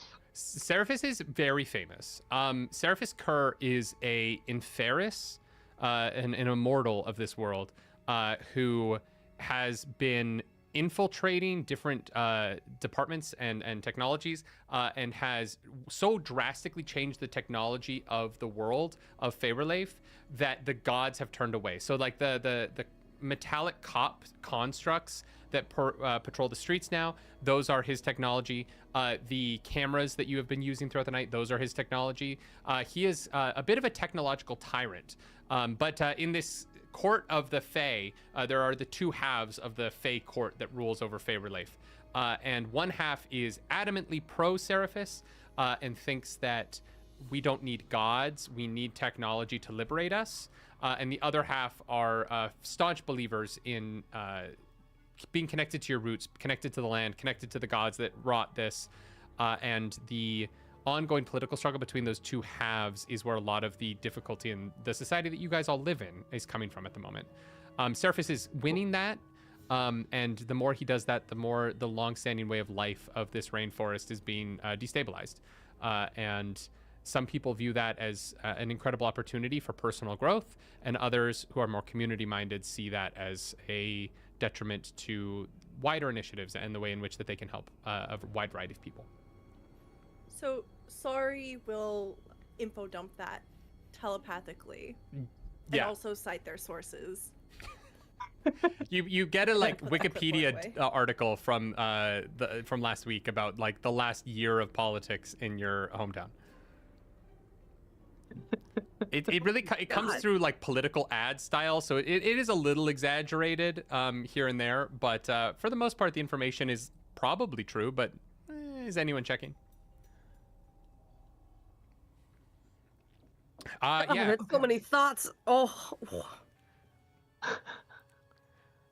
As you hear this and you take in who you hear talking, I'm going to need you all to roll a hide check for me to see how quietly you can listen in to what's happening here. That is going to be a finesse.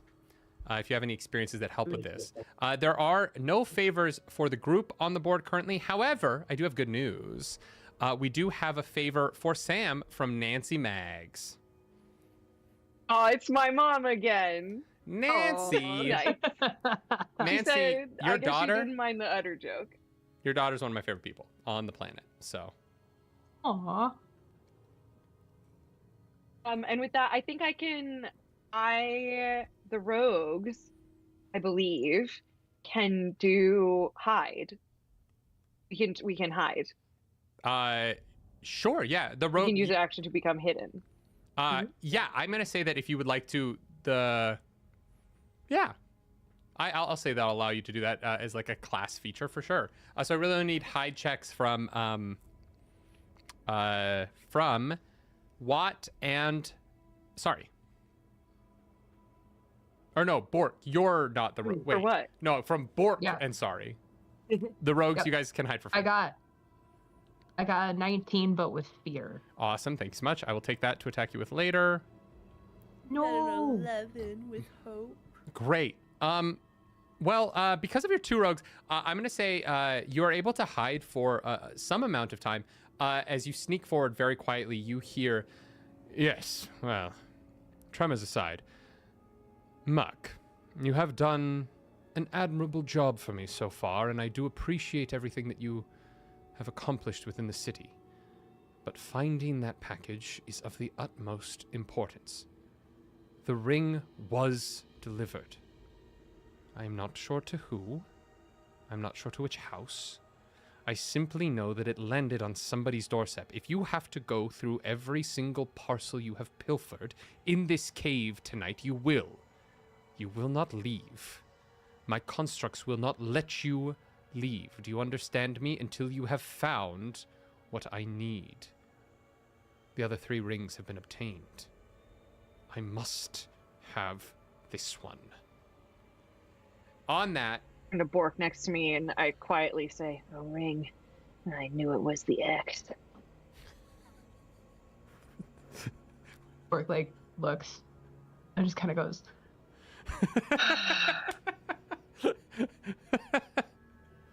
But, like unnecessarily, like didn't need to take the moment, but did. Yeah, perfect. As he gets to that part of his speech, and you are disappointed, you have all creeped to the point where you could look around the corner, and as the four of you kind of Scooby-Doo your heads bottom to top, there is a moment where you all manage to see, standing in front of this catfish with their orange scales, this wide mouth, long whiskers, you see across from them this inferous man with dark blue skin, these gorgeous black horns that curl straight, like an S that ends pointing straight up at the sky around this like coiffed silver and gold hair that sits upon the shoulders. He has this mantle that is a like beautiful like dark purple that matches his skin tone perfectly, and this black cape that hangs all the way down to the ground. There is a manner in which it looks like he's almost floating. He seems so light on his feet, and his hands are just gently clasped in front of him, sort of covered. And there's this moment where you all take in Seraphis Kerr, this man who you've seen on your Gorb, and he's in programs, he's in ads, he is everywhere. And sorry, in this moment, you're taken aback so much that you trip a little bit, and your little cloven hoof catches on the stone, making this noise that echoes across the hall. Ding, ding, ding, ding, ding, ding. And Seraphis turns and regards the four of you. Muck, deal with this, please. They'll help if you need them to. And he pats something on his watch. This glimmer of gold surrounds his entire body, and in a second, he is gone. This catfish looks over at you all and pulls two sickles off of either hip, these long crescent blades with sharp pointed ends. And he looks at you and goes, well, I don't know how you got down here, but nobody's going to find your bodies when I'm done. And with that... Wait. You guys go first, so what do you want to do? I'm afraid, young man, there's been a terrible mistake. We're not here to lollygag in your business. We're just here to find something, and then we'll be out of your hair. This doesn't need to turn to violent. Violent too. I'm old. I'm one day away from retirement. I'll remind you at this juncture. Yeah. And frankly, I'm not interested in fighting you, young man. So can we just have a chat for a moment first? As you say that, you hear as stepping out of two hallways kind of just off to the side, on either side of this fight. You see Muck in the middle here. There are these 8-foot tall robotic guardians that you know to be the robotic defenders of the city, these cop characters that Seraphis Kerr has placed on the streets patrolling and maintaining the peace. And there's a moment where, looking you dead in the eyes, Muck goes, he holds up his sickles to either of these robots as if to hold them off for a second. I guess perhaps you have a really good reason for why you're in a mine after hours that should be closed. What could you possibly be looking for down here right now that isn't the property of the city and Mr. Seraphis Kerr himself? What's your answer to that, Orc? Bureaucracy. We're here in search of paperwork. It's not even fun. It's not even a cool thing. We're not here for gold. Yeah. We're not here for jewels. We're not here for robotic policemen. We're here for some paperwork so I could just go home and retire. That's all we're trying to do. And I was wondering if perhaps, because we know about the pilfering, young man, and frankly, I must say that I am a bit disappointed in you. But you're disappointed in me? I'm a career criminal. You think you're gonna get me to hand over some paperwork because you're disappointed in me? You know who's not going to be doing any paperwork? Me, when I dump your bodies in a deep pit and they're never found again. I don't have to fill out any paperwork when you die. You ready for this? And he's going to start running at the four of you with his sickles out. The robots start moving, and we are... I tried. Hey, look, I'll give it to you. You tried. But also, in order to raise donations, I need this to not end on you guys just getting stuff. We need to have a fight, because we're raising money for charity. So sometimes diplomacy is impossible because the format demands combat. It was a really valiant effort, though. It was valiant. I feel good about it. I feel like I did my due diligence, and now I like the argument being, look, man, what we're here for isn't fun. Like, it sucks. It's boring. There is a like 6 foot tall orange catfish running at you, sickles out on either side. To his left and his right, about 20 feet behind him in either direction on diagonal, there are 2 robotic guardians. You know, these things are incredibly dangerous. And based on the fact that everyone in Silly Sal's, a bar of dangerous people, told you this catfish was fucking dangerous as hell, the bartender wouldn't even tell you his name. You know, this man also very dangerous. He's running at you, but this is Daggerheart. You guys start the combat. What would you like to do?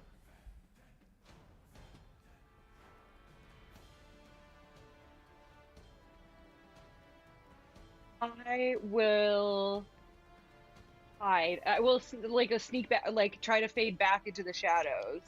Okay. So that I can like do my sneak attacking and stuff and like ranged attacks. So I'm gonna try to back. Fantastic. Away from the melee crowd. Mm-hmm. Yeah, sure. He is so focused on Bork in this moment that you don't even really have to worry about it. You're able to kind of sneak away, and he loses track of you as he's just running forward towards Bork at the moment.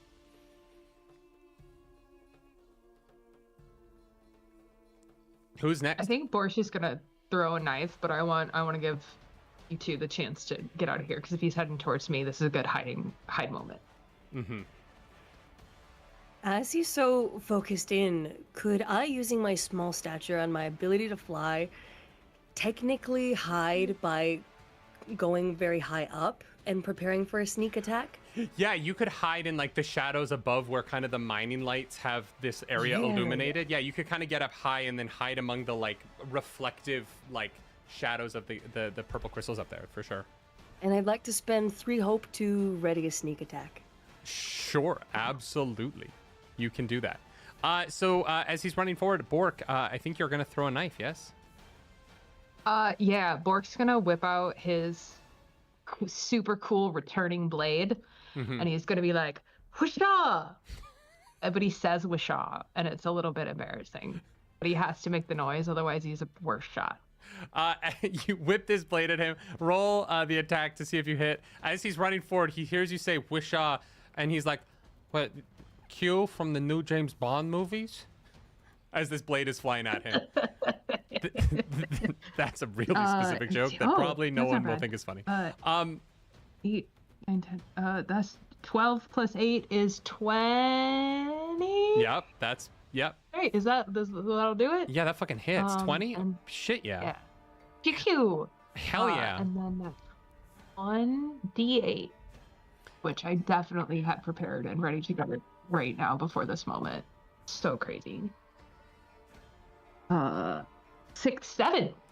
7 points of damage? Yes, sir. That is going to be a minor wound to him as you watch as this knife sinks into his shoulder. There is a moment where you would expect concern to radiate across his face, pain, but instead the wet edges of his mouth begin to froth a little bit as this blood frenzy sort of takes over his eyes as he seems to get wildly excited now that he has been hurt. And he is going to charge at you. I'm going to spend a fear from there. When you attack, did you roll with hope or fear? I forgot to. I have a lot of fears to take a hope. I'm going to be nice. He's going to run forward, and he is going to take his sickles, and he is going to take 2 sickle attacks at you, 1 for each hand. The first one is going to be a natural 1, so that misses by a lot. Fuck me. And the second one, he swings his like right hand when he's not yet there, and he misjudges the distance, totally whiffs. The second one is, fuck me. Is a 9 to hit? Yeah, that'll do her. What's your evasion? 9. Is it beats it? Yeah, it is. Yes, it absolutely is. That is going to be 16 points of damage as his sickle, the point of it is going to dig right into your arm, like the fleshy bit of your tricep, as he's going to dig it in and like rip that shit down on you. 16 points of damage. I'm assuming that's a major wound. Okay. Yes. I'm trying to find my little marker guy. Can I use an armor slot? You can use an armor slot. So You can I use only as many to armor take- slots as you want. Well, to use one, and then that way I only have to mark one. Amazing. That is going to be his turn. He is. You are going to now. I'm going to take 2 more fear here. The 2 robots on either side. One of them is going to begin to move forward. It can't quite get to you on its turn, but it is going to get over and be just out of melee range with Sorry. And that is the one to its right. The one on the left of him, back in this like opening at the end of the hall here, is going to get down on one knee, and it is going to grab its right arm. The sides of the arm are going to spring open, and you're going to see his arm turn into a crossbow, and it is going to take a shot at Sorry, since my guy Muck here is currently blocking Bork. And that is going to be a crossbow bolt to you. That is going to be, oh my god, I'm rolling terribly. Fuck, that's going to be a 5 to hit? No. Yeah, I didn't think so. This crossbow bolt pings off the arcane crystal behind you. And this crystal shatters and explodes out in this like concussive force. I'm going to need you, Bork, and my guy Muck here, all gonna make agility saves here. Muck fails. Ah. Got a 21 Oh! here. I got 2 11s, so that's a crit, That right? is a critical success. Clear a stress, clear a wound, The or clear crit stress. Daggerheart. Yeah. Crit Daggerheart! You get a hope, you clear a stress, and you completely dodge out of the way. This concussive blast behind you does nothing. Stella, what did you get? I got a 21. You absolutely Here. succeed. The only person who fails is Muck, who is just gonna, you see, he's just driven this sickle into your arm, and this crystal pierces through his cheek on his right side, as he now has this pink crystal embedded in his mouth, and he takes his sickle up and he pulls it out, and this trickle of blood goes down his face, but he has taken another minor wound from the explosive area that you are in. These arcanic crystals, incredibly volatile, so be careful with your ranged or AoE spells. In retaliation for attempting to damage Sorry, who my grizzled old detective is very fond of, I like get my crossbow up and I ready it at the automaton that's in the hallway entrance there. Yeah.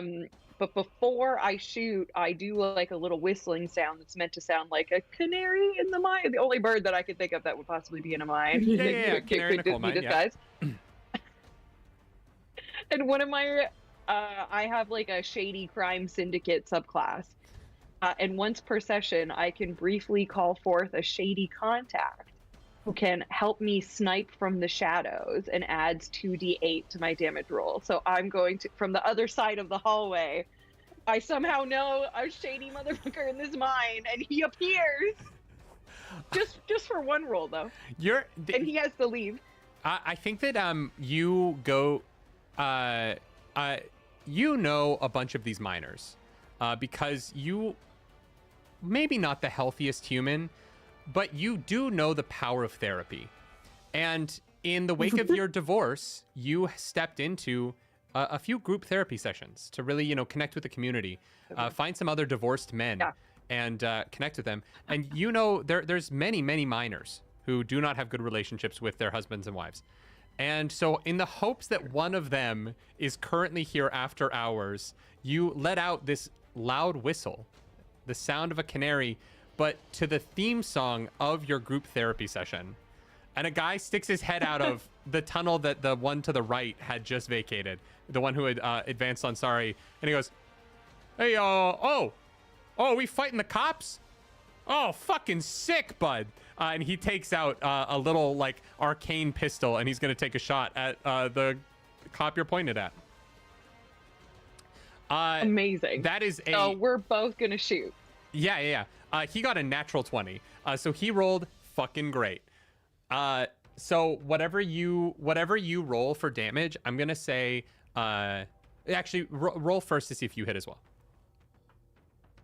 Okay. I'm doing it.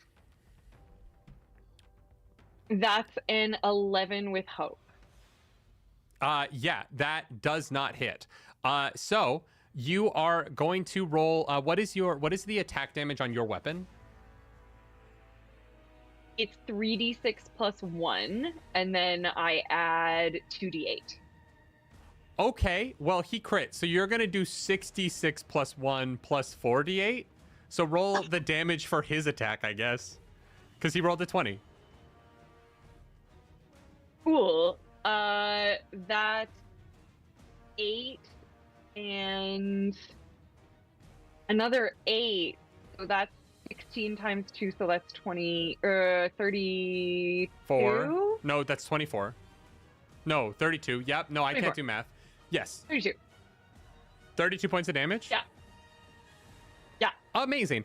Yeah, you fucking watch as your friend walks out of this tunnel, pulls a gun. Entirely. I fucked up. Yeah. I think you missed because you're so surprised that your buddy Greg is here.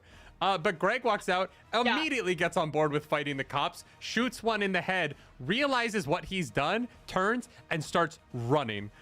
This robot looks pretty wounded as there's sparks kind of shooting out the other side of its head where the exit wound from this attack has gone. That's insane. I'll buy you a drink, Greg. The power of the nat 20, y'all. It's a beautiful thing. And that's going to be your attack. Who's next? I think Watt is gonna drop down from the ceiling now. How close would you say the different enemies are standing, in comparison to each other? There's So too close, right? There's two close, and then there's one far. There's one kind of on you guys are sort of at the entrance to this room. It's roughly circular. It's about 40 feet across in every direction. You guys are at one entrance. The entrances sort of make a triangle around this room.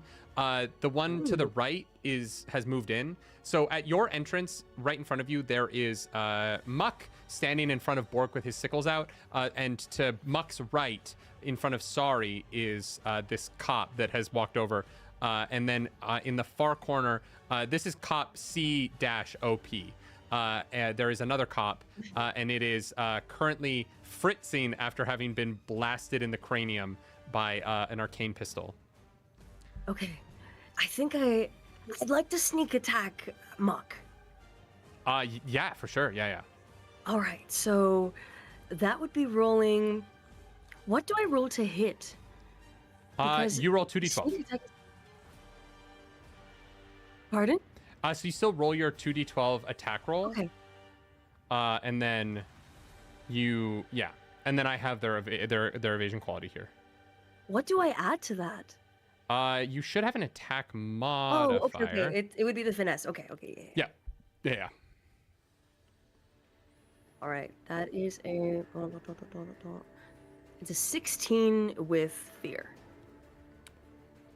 I'm so sorry. That just misses. Ah. His difficulty is 17. Darn. Yeah. I am so sorry. As you pop out of cover, and you rolled with fear, yes? Mm-hmm. Yeah, so you pop out of cover. The bloodlust in him has him hyper-focused in this combat moment. And as you try and... what is it that you attack him with? What is your weapon? I have two little daggers that look like chopsticks. They're super thin, but they're super sharp. As you try and, skewer him with your chopsticks, he manages to dodge just out of the way. And that is going to be my reaction. He is going to take a hand. He sort of swings his sickle the other way, sticks his fingers out, and he jabs them into your neck. That is going to be a... oh my god, that's bad. That is going to be a 24 to hit. Yeah, it hits. All right. He is going to... that's the wrong dice. He is going to... You feel his fingers, this goo seep along your, neck as these fingers jut into you a little bit. He is going to... he is going to do 4 damage to you. Okay. And in return, he is going to heal a hit point. And you watch as the goo that allows him to turn into other creatures, he saps your life force out of you by sinking his fingers into your neck. And he's going to heal 1 hit point of damage. Oh, you're like a vampire without all the fun parts. Oh, fuck. What are you talking about? I can turn into anybody you've ever known and give you the best fucking night of your life. I have so many fun parts. Can vampire do that? Can vampire shapeshift into your ex? No. Okay, I can do that. I don't know why I brought up that specific example. I think that you guys were talking about that earlier, okay? I don't know. Shut up. I'm gonna kill you. It doesn't matter what I said here. I knew it. Katie? Point of order. While Muck was doing this, did Muck perchance leave my melee range? No, so in order to sneak attack with the chopsticks, Watt stepped into his melee range. So he's now beside you. Okay, cool. But no, he's still standing in front of you. I'm gonna pass that back to y'all. Who wants to go next? I don't think sorry, I don't think you've gone yet, right? Yes. So Sorry will go cower behind Bork and then spend 3 hope to cast Arcane Barrage. She throws her hands out and these spectral staplers come flying at Muck's head as I send 3 staplers and try to do 3d6 damage. Yeah, fucking hell yes. I love the idea that you're like behind Bork and you just like pop your hands like through their legs and shoot these staplers up like. Another 5 and a 3. That's 13 damage. Oh shit! Did you roll the hit, or does it hit automatically? It just hits automatically. Fuck yeah! You said 13 damage. Yes. Awesome. Yeah, that's gonna be a minor wound. Well done. All right. I'm not gonna. Was that? Did you wait? So did you roll? I guess you don't roll, right?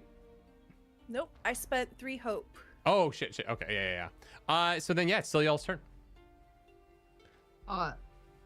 Stella, sorry. Sorry, since you just came behind me, do we still have like a telepathic bond that I could like say something to you? Yeah, you should all have a telepathic bond open at this point. Okay. So Bork is gonna telepath. Sorry, can you encase me in a shadow really quick? I'll explain later. Okay. Can you do that? It's really funny that you Yeah, want can that. you do that? It's really funny you say that because I was going to spend my last hope to crouch and then emit another temporary thick fog. Great. Yeah. Yeah, that's perfect. That'll work. Yep. You drop a thick fog. Okay. Another smoke machine goes off. Amazing. Slightly pink. Okay, so here, DM, this is what I would like to do, please. Yep. As I would like to body into the fog. So Bork is completely surrounded. Godfrey is now on my back, by the way. I've swapped him around. Great. I would like to proceed all the way to the edge, the very thick of the fog. And I would like to stick just my hand out of the fog. And I want to just go like this. Because I'm noodling. I'm noodling for catfish.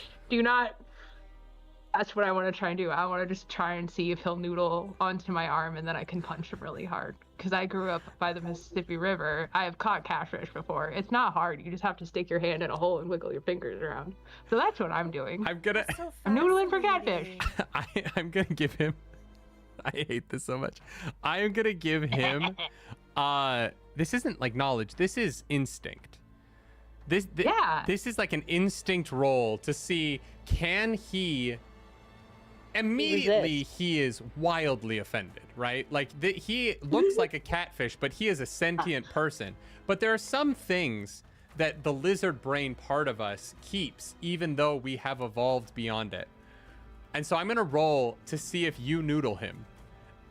Okay. It's like that line, one may fascinate a woman by offering her a piece of cheese, but one may fascinate a catfish by wiggling thine fingers. Wiggling thine fingers. I like it. That's a 9. Okay. He is so mad at you. He's so mad at himself, but he does open his mouth and like slowly like put his mouth around your hand. And you have successfully noodled the big bad of this session. Can I grab him and as like to Hulk to Loki, can I just like body him, like just pop, pop, pop, pop? Roll it. I got him. Roll an attack for me. Okay. I would love to. This is the dumbest thing I've ever done. I fucking love it. You got him I'm by the so in. jowls. 10. It's 15 with fear. Unfortunately, your hand is. I think that you grasp his uvula. But when you try and lift him up off the ground and flip him around to attack him, that is where he holds firm and he like squats down and keeps himself. You currently have him by the uvula and you can do something with that in the future. He's kind of choking on your fist at the moment, a little bit, but his mouth is so wide. He's okay. So I'm going to say you failed to like get him up off the ground, but you currently have him like somewhat grappled by the uvula and he can't get away from you. Excellent. While he's being held, I want to charge from afar. I have a Fearbulg ability that is, if I succeed on an agility roll, I can move from very far range into melee and mark a stress to deal damage to all targets in range. So I want to just like, while he is being grasped through the gills by the uvula, just like get right in there. So I'm going to try it. Yeah, I'm going to say that you can hit, you can hit him and the cop next to him. The op next to him as well, because of their proximity to one another. Okay, amazing. Yeah. I'm gonna do it, and that is a. Oh my god, I'm rolling like shit tonight. Oh, but I have an X. Can I add that D6? Do I have that extra help? I got to help from my. Yeah, I'll also say. So I'm going to. What did you roll first of all? I rolled a 12 with fear. Okay. I'm gonna say this. You're gonna miss the co-op, but you're gonna hit Muck. But here's the deal. I'm gonna give you advantage to hit Muck. Because he's being held. Yeah, that makes sense. But if you would like to try and hit the cop and Muck, you're gonna have to use your favor. So if you want to use your favor to try and hit both of them, I'll allow it. You're gonna have to get +3 on the die to hit the cop. Because its difficulty is 15. Let me see. I'll go for it. Yeah, I'll try it. It's a D6 I have, right? Yeah. That's a 3. Great. And then so I need you to roll your other D6 because you're not at 15. You have to get a 2 or more to hit Muck. Because your advantage is, so you have to get to a 17 to hit Muck. That's another 3. Awesome. Yeah, you using your Fearbulg ways, you lower those goat horns and you come through, you batter this cop, and then you go straight into this catfish. You see where you've like run your horns into its side, he is winded and hurt, but what seems to really hurt him in this moment is that as his body is torqued away, the orc grip on his uvula holds strong, and you watch the entire body weight is thrown off, and the only thing holding him in place here is his uvula. And I can't replicate it because it's a noise I don't think any human's ever made, but the noise that comes out of him is truly one of pain and despair, as it feels like his uvula is about to get ripped out of the front of his face. Can you roll some damage? I feel like it's more psychic damage than it is like physical damage. No, it's fucking physical damage as hell. No, it is. No, I want to be really clear. You physically hurt him. This feels awful. Yeah. Good. Yeah, that's 3 points of damage. I just described the most painful, like, sounding thing ever, and it's like it's 3 points of damage. They're both gonna take a minor wound from this. But I do feel like even any small movement when grasped by the uvula would be quite distressing. Oh, it'd be awful. Can you imagine? That's that's gonna be your turn. It's now me. You both rolled with fear back to back, so I am going to move now. I'm going to say he is real pissed. He is currently being held. He is going to take both of his sides and specifically target the arm that's holding his uvula to try to get you off of him. His sickle, sorry. That first attack is going to be a 13 to hit. Oh, sure. And the second attack is going to be a 24 to hit. Nah, doesn't make it. No, just kidding, it does. Sick. I love that for me. First attack is going to do 15 points of damage. Okay. And the second attack is going to do 14 points of damage.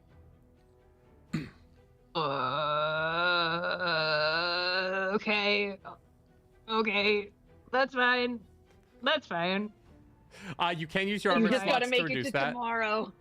I don't know. I need you to roll a strength check for me. The DC of this is going to be 18. Or, Okay.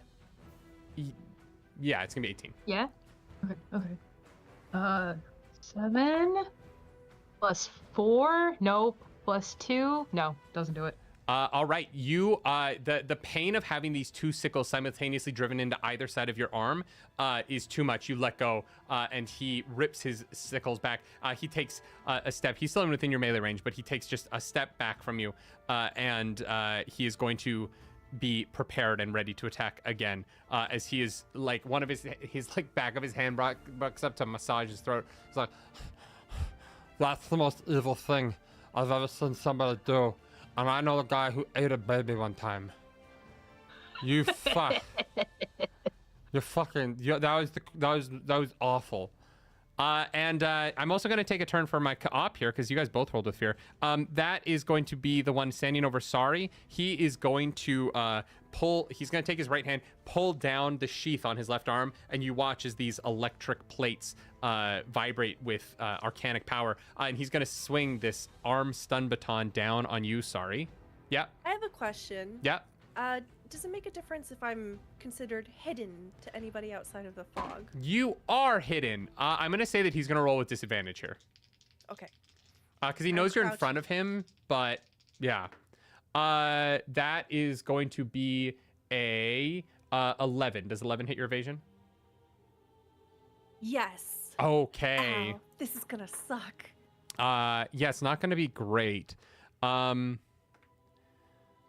That's going to be 7 points of damage. Oh, that's not too bad. And I need you to make a strength throw for me. Okay, I will take the 7 damage. And then I will do strength. Oh, that's not great. Okay, that is a 14 fear. Okay. You just fail.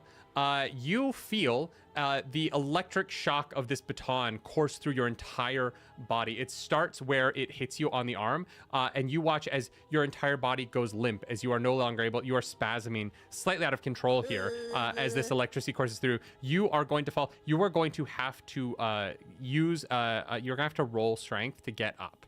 And so you're going to have to beat a 15th strength check to be able to move again. But for now, we're going to move off to, it's your guys again. That was his attack. So if you want to do that strength check now, you can. If you roll with fear, it'll be my turn again, and my guys will get to go. But any of you can go in whatever order you would like. Y'all should go. Is there anything we I can don't do to have help? anything. Not really. She's just kind of being electrocuted. So Okay. unless in you a have really pretty pink fog. in a you can't see. Actually, no, you really can't help. You don't know that this is happening to her. You watched a stun baton go into some fog and then heard like a oh, but you don't actually know what's happening because it is completely obscured. It highlights the glitter in the fog. Can you guys see out of the fog? Yes, it says everyone within is hidden to anybody outside. Okay. So you guys can attack at far range, and so Yep. technically Bork would be able to see me because Bork was inside. Bork can see. Bork and Godfrey are both looking down at you as you are shaking violently on the ground from the electric current running through your body. With the way the fog is sitting, is there any way I can fly up and get a little bit of a bird's eye view on where people are right now? Yeah, you won't be able to see in the fog, but you will be able to see like everybody else. Okay. Could I, from that vantage point, cast Rain of Blades? Yes. On who? On the enemies. Okay. Are they tall? What's the range of Rain of Blades? Oh shoot! It's enemies that are very close to me. You could fly over them and be very close to the op that's right in melee range and with Muck if you wanted to. Yeah, I'd like to do that. Awesome. Get real close to those two. Great. Yeah, cast your Rain of Blades on them for me. All right, spellcast roll. What would be my spellcast roll? It's a +4. Yeah, okay. it should be on your sheet. But okay, yeah. Mm-hmm. It's a 13. 13 misses both of them. Oh, unfortunately, I know. I'm so sorry. And as it's you, with fear. I'm sorry, guys. I think that in this moment you fly. It's with fear. Hell yes, I have an idea for this. You are going to send out this Rain of Blades. In your attempt to not hit your friends because they are currently in melee range with them, you miss everybody because you're trying so hard not to kill Godfrey, especially because Godfrey is on death's door. Yeah. You see, that's my turn. Muck is going to drop like light, this like flashbang grenade. I am going to need Bork. I need all of you to make a, what would be the right roll for this? I'm going to need you to make instinct rolls for me. What's my instinct? Is this including sorry? Yeah, everyone. Okay. Your eyes. What are still we trying to work. beat? You're trying to beat a 15. Nope. I did not. Fail. Stella, fail. Yes, 14 fear. Great. I got a crit. Success. Woo! Yeah. Okay, and Katie. I got a success. Got 21. Okay. He doesn't know who succeeds and fails in this moment. He is going to dive into the cloud. So for those of you who succeed outside the cloud, all you see is Mork dive into the cloud. In this moment, he is going to touch Sorry, who's lying there on the ground, and he is going to assume their shape. And so now, lying on the ground, there are two Sorries. Bork, you see this, and so you know which one is the real Sorry and which one is the fake Sorry in this moment, but nobody else does. And lying on the ground now, there are going to be two of them. That is going to be his turn. I have a question. Yes. I'm so sorry to be that gal. Mm-hmm. So if I still look like what, and he touches me. Wait, how long does that last? It doesn't say. You can magically shift your appearance and clothing to avoid recognition. That's all it says. You know what's so fucked here, though? So the way that I built my understanding of this character's shape-shifting, it doesn't copy what you look like. He touches you and he copies your genetic material, right? Like that's what the goo does. So Bork, honestly, Muck is wildly confused in this moment because he jumps into this cloud, touches you, but he turns into a fawn thinking that he's going to be a fairy and is is so confused about how he gets so much bigger than your current shape and is wild. Like, Bork, you watch this flood of emotions cross across him in these seconds as his brain tries to process what just fucking happened, as this catfish has now turned into a perfect version of the fawn that you left the detective agency with earlier this evening. That's not pedantic at all, Stella. That's fucking awesome. I love TTRPGs. This is the best. Okay, so his plan completely backfires because why is Sari's actually... Well, actually, no. Outside, you guys still don't know that any of this happened. So you're going to have to roll to see if you understand this if he leaves the fog. But for now, we're going to go to the other op that is over with its crossbow. It's pretty injured, but it is going to take a shot at the Rain of Blades person. That is going to be a 19 to hit. Watt. Yeah, that hits. Hell yeah, it does, brother. Hell yeah. That is a 7 points of damage as this crossbow bolt lances into you from where he's kneeling at the far side of the room. Yeah, Threk. So Muck does look like Sari, and Sari looks like Watt. That's where we're at. Okay. And that is going to be my turn. I'm going to pass the spotlight back to you guys. As I want to cast Shadowbind. Yeah. Sorry. I want to cast Shadowbind to try to help determine like who should be where. It's basically anyone within all enemies within very close range on a successful spellcast roll have their shadows temporarily pinned where they are, which means that they're restrained so they can't move. So I want to just hold them down for whatever Bork is about to unleash. What in the thriller bark is this shit? Okay. All right. Yeah, One Piece. We're on the cruise. Do it. Yeah. Give me a spell attack roll. What? Why not, right? Why not? Like, you they know? call me Gecko Moria. Let's fucking do this. All right, don't. Oh, finally! That's a 23 with hope.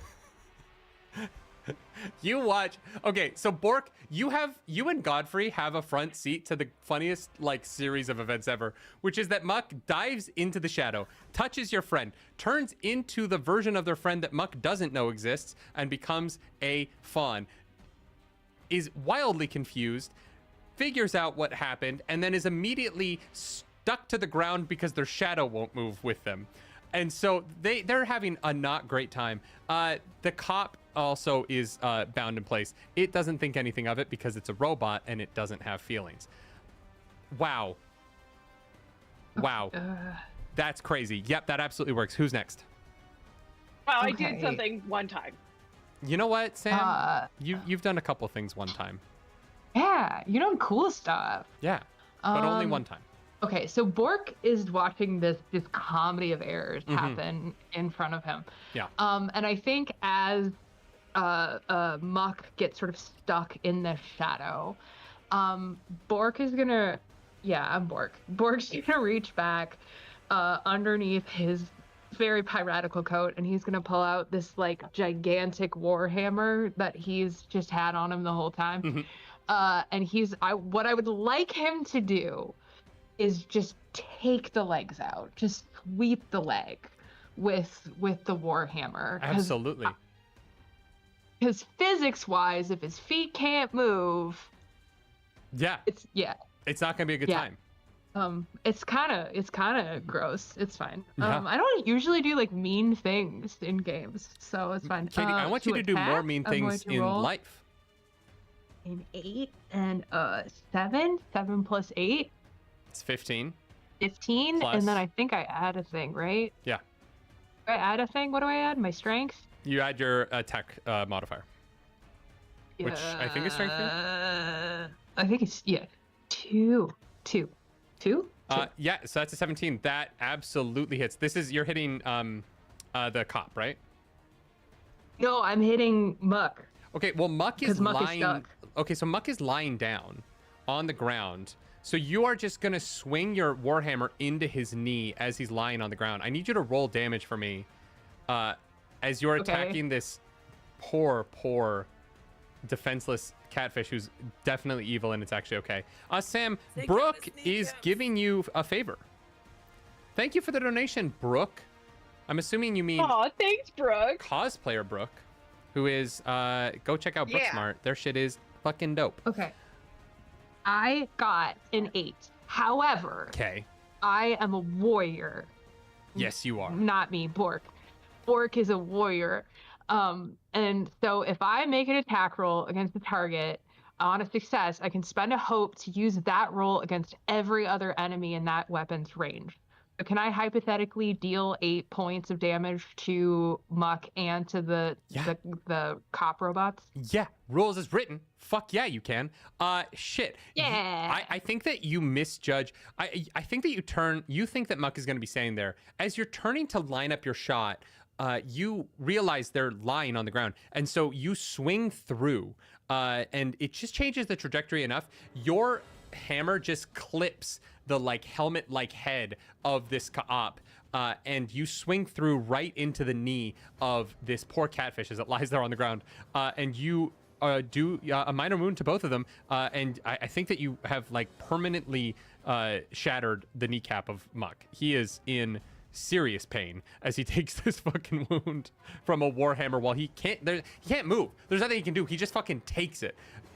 The wild thing is your warhammer connects with both of them as you swing through, but they don't move at all. They're completely still. And so while you hear the crunch of his knee, it stays in space in the exact spot, and you know all you did was internal damage. That is an incredible turn. Who would like to go next? I guess I could do that strength roll you wanted. Please do. Yeah, hell yeah. Oh my god, y'all, we're so close to 21,600. We're a buck 47 away. I crit. You crit. I rolled 2 10s. Oh my god, clear a stress. That's a crit in Daggerheart. Grab a hope. Hell yeah. Crits are great because you get so many resources from them. Fuck yeah. You like tense really hard for a second, but then you fucking work out. You're a fawn. You gallivant through the forest of the library. That's basically a forest because there's books. Those are dead trees. Yep. And all of the time, you know what it is? All of the time having to reach in like a really awkward way to a high shelf in the library has taught you how to deal with cramping. And so your body like cramps for the second and you just twist it out of the way and suddenly you're good. That electricity leaves you. You are free to move around as much as you want. Since you crit, do you want to go again? Sure. I'm going to adjust my appearance again. 666. And I'm going to, however, I'm not going to change my clothes. Okay. So I will look, wait, this is a terrible idea. I already said it. Okay. I'm going to adjust my appearance so that I look like Muck, but I'm wearing Sari's clothes and I have my clipboard and I'm going to basically run away. Yeah, I mean... The logic here is that the robots won't attack Muck.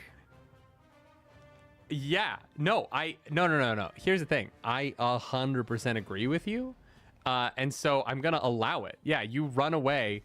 The only robot that would do anything is the one who is using a crossbow. But he registers Muck's face and does not immediately attack. Which direction are you running? Away. Like down the hallway you guys like arcane portaled into? Yes. Great. Awesome. As you do that, I am going to spend some of my fear here to take over the spotlight. And then I'm also going to spend a fear to end the condition of the shadow bind, because that's something I can do to make things scary again. But that is going to be my whole ass turn. And so Muck recovers, immediately grabs his knee, looks at you, Bork, with just venom seeping out of every millimeter of his irises. It is y'all's turn. Does the fog layer stay? Sorry, Stella Luna, does the fog layer stay if you're not in it? Is it like a perma feature, or do I have to end it with fear? You spend a hope and cast a temporary thick fog that encircles a stationary area up to very close to your current location. Everyone within is hidden to anybody outside the fog. That's all it says. Okay, so I have to end it with fear. fear. Temporary. Yeah. Cool. Awesome. That is going to be y'all's turn. Who wants to move or attack or do something here? Just to clarify, is the fog gone now? No, the fog is still there. Oh, sweet. Okay. Only Stella can end it, and I can use a fear to end it. How is Muck looking? Muck looks okay. His leg is pretty fucked up, but the rest of him seems fine. Oh, you know what? I'm gonna say this. Fareeha, can you and Sam, can I get instinct rolls from Billy and Watt? Ooh.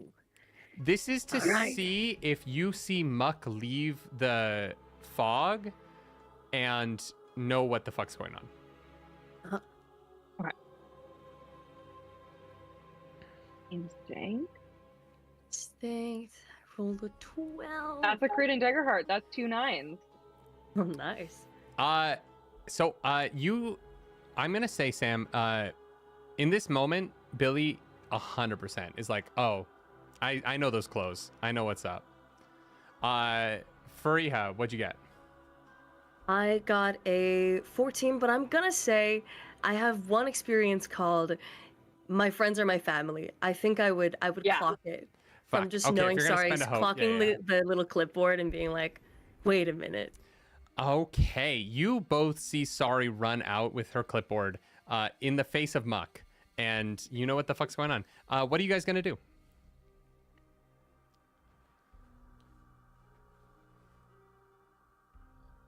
I am gonna. I don't want to like blow her cover. Yeah. Yeah. Do we know anything about the mechanism with which catfish would transform? I guess not. I wouldn't know that. I am gonna unscrew my little bottle of like little toothpick daggers, and I'm gonna give them a little kiss, and I'm gonna go, okay, this time for sure, and I'm gonna try to cast a rain of daggers again. Yeah. Okay, Yeah, so this time for sure. So here's the thing. This time. Here's the thing that you need to understand. You can't see Muck, right? You know that No. Muck is in the fog. So if you want to attack, if you want to hit Muck and the Kaop, you are gonna risk hitting Bork, because you also can't see Bork, who is in the fog. Bah. It's fine. It's fine. Me Will too, I think. dismiss I'm like it. right up in there. Yeah, but you're Can not I- in the fog, so so they can order their daggers to not hit you. Okay. Stella, Can I will I let you dismiss get it really after close this to attack, just but we're Muck? gonna do this attack first. We're gonna resolve this attack first, and then we'll do the rest. So here's the thing, Fareeha, you can either hit the Kaop with this, or you can hit the Kaop and Muck, but risk hitting Bork and Godfrey. Okay. Go for it. If Godfrey is looking very bad. Godfrey, are we not getting paid? If it helps, Canonically, Godfrey is on my back though, so if you hit me in the front, I'll be fine. if it helps, we definitely have a clause in the paperwork that we made him sign that we're not responsible if he dies during the investigation because we are This is not. why I love you, bodyguards. sorry. Hell yeah, let's go. Thank God. All right, so we're gonna go for all of them. That was just an 18 plus 4 is a 22 with hope. Amazing. 22 with hope. You absolutely are like, I think I know where Bork was standing. You're gonna if you had rolled with fear, I was gonna make you roll to see if you hit them. You absolutely hit. Roll your damage for me as you manage to slice through this fog in a way that only hits the bad guys. Are any of the targets currently vulnerable by chance? No, not at the moment. They're not. Okay. So that would be a 3d8 plus 2. So that's an 11. That Right. is a 21. That is a 24. And plus 2, 26. Yeah, 26. What? Yeah. You see, as you buck up both of them for a major wound. The Kaop is fritzing in a couple of places. It looks not good. Muck still is up. Muck is, riding through, but he is bleeding through the mirage that is the goo that makes up his appearance as Sorry.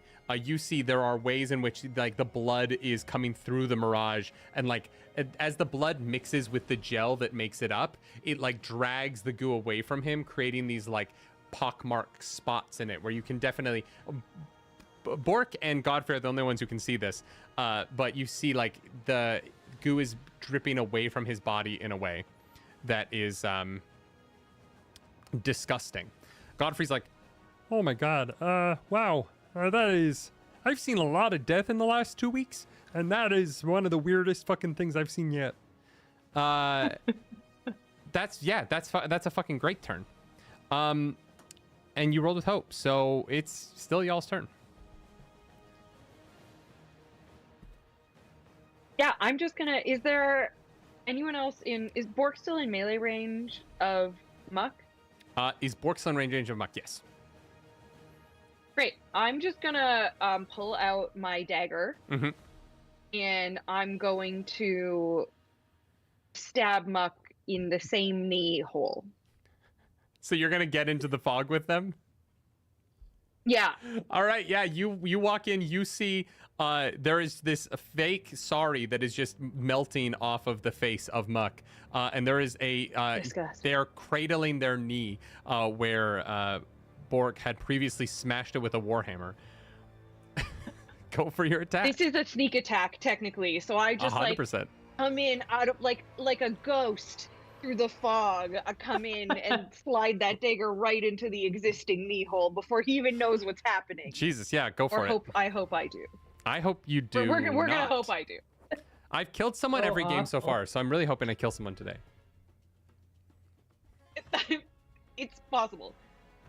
That's a 13 with hope. I'm so sorry. I'm gonna add. No, I don't. None of my experiences work for that. Sorry, no, doesn't work. You go for the hole in his knee, and then realize that there is no hole because they hit with a hammer, and so with nothing to stab into, you just whiff, miss, and in that moment, I'm going to spend a fear because I do have a few left here. I'm going to spend a fear, and he sees you pop in, and in instinct, 2 sickles right at your face. Oh no. That is going to. That's a D12. I don't get to roll. No fucking way!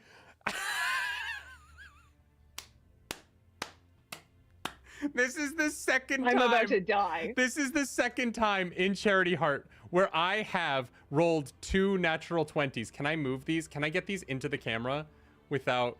I'm about to die. Oh no! No, okay, they're still oriented the right way. Boom, boom, babes. Boom, boom. Wow. I don't know. Crazy. 2 That's times in 5 crazy. sessions, I have rolled 2 nat 20s in the same roll. That's sick. Okay, how much damage is that? That's a lot of damage. Where are my d8s?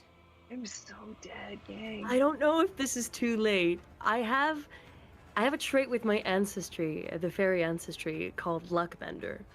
And it's that once per session, it might be too late. Here's tell the me if thing. it is. You are not inside the fog. It's not too late. It's that you don't see this happening.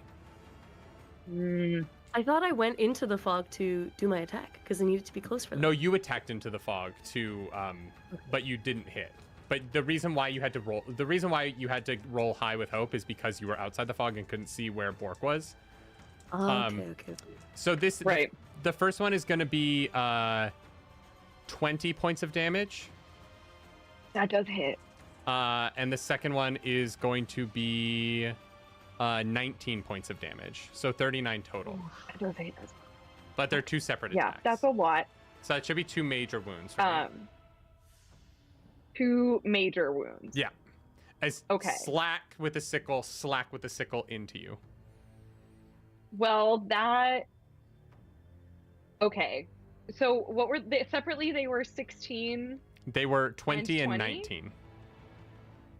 and 19. I'm doing some quick math because I have 3. How many armor slots can I still spend here? You guys are saying I have 4 armor slots. Okay. And what that is I your can armor still score? spend. My armor score is 3. Okay. So that would reduce by, I have up to 12, Yeah. but in increments of 3. So 19, if I wanted to get that to my minor damage threshold, which is 8, You would have to use all of your armor slots. I would have to use all my armor slots. So I will do that. My trench coat sheds from my body. Mm-hmm. It disintegrates off my shoulders, just like instantaneously. Just Oh, rips your through your mysterious clothes. aura! I know. I lose all my, even my glasses become less cool. I lose my sunnies. And What? You lose your sunnies? Yeah, I do. And I have that saved me for. I still have 1 HP remaining. Okay, sick. Then I'm gonna keep attacking because I have 2 more guys. My op that is nearby, staying there in melee range, is going to swing their stun baton this time at you, Fareeha. So that is going to be a natural 20. That's 3 in a row, y'all. I don't lie about dice rolls, and because I don't, I get to enjoy them. That is going to be fucking so sick. Oh, shit. That's awesome. Fareeha, I'm gonna need you to make a strength saving roll for me.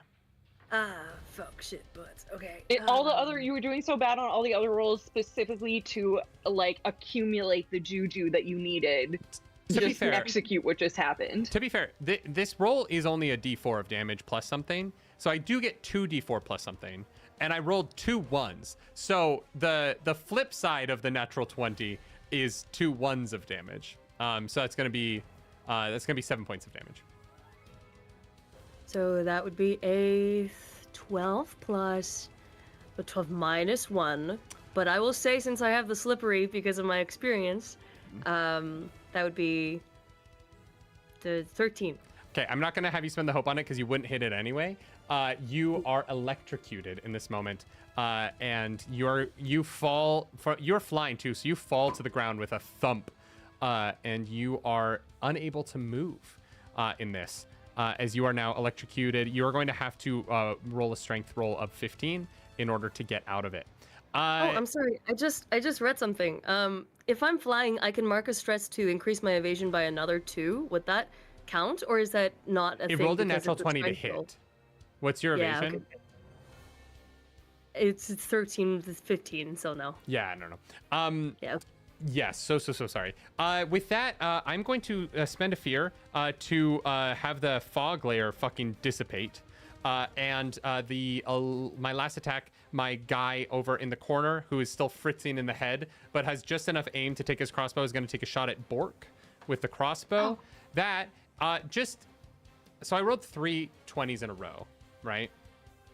Seems unfair. Right. Seems karmically loaded in one direction, which is fitting because I just rolled a natural 1 as the fritzing of its head, its crossbow bolt just shoots off and hits into a wall, not hitting Crystal, and so nothing happens. That is going to be back to y'all's turn. Oh yeah, the crystal that explodes.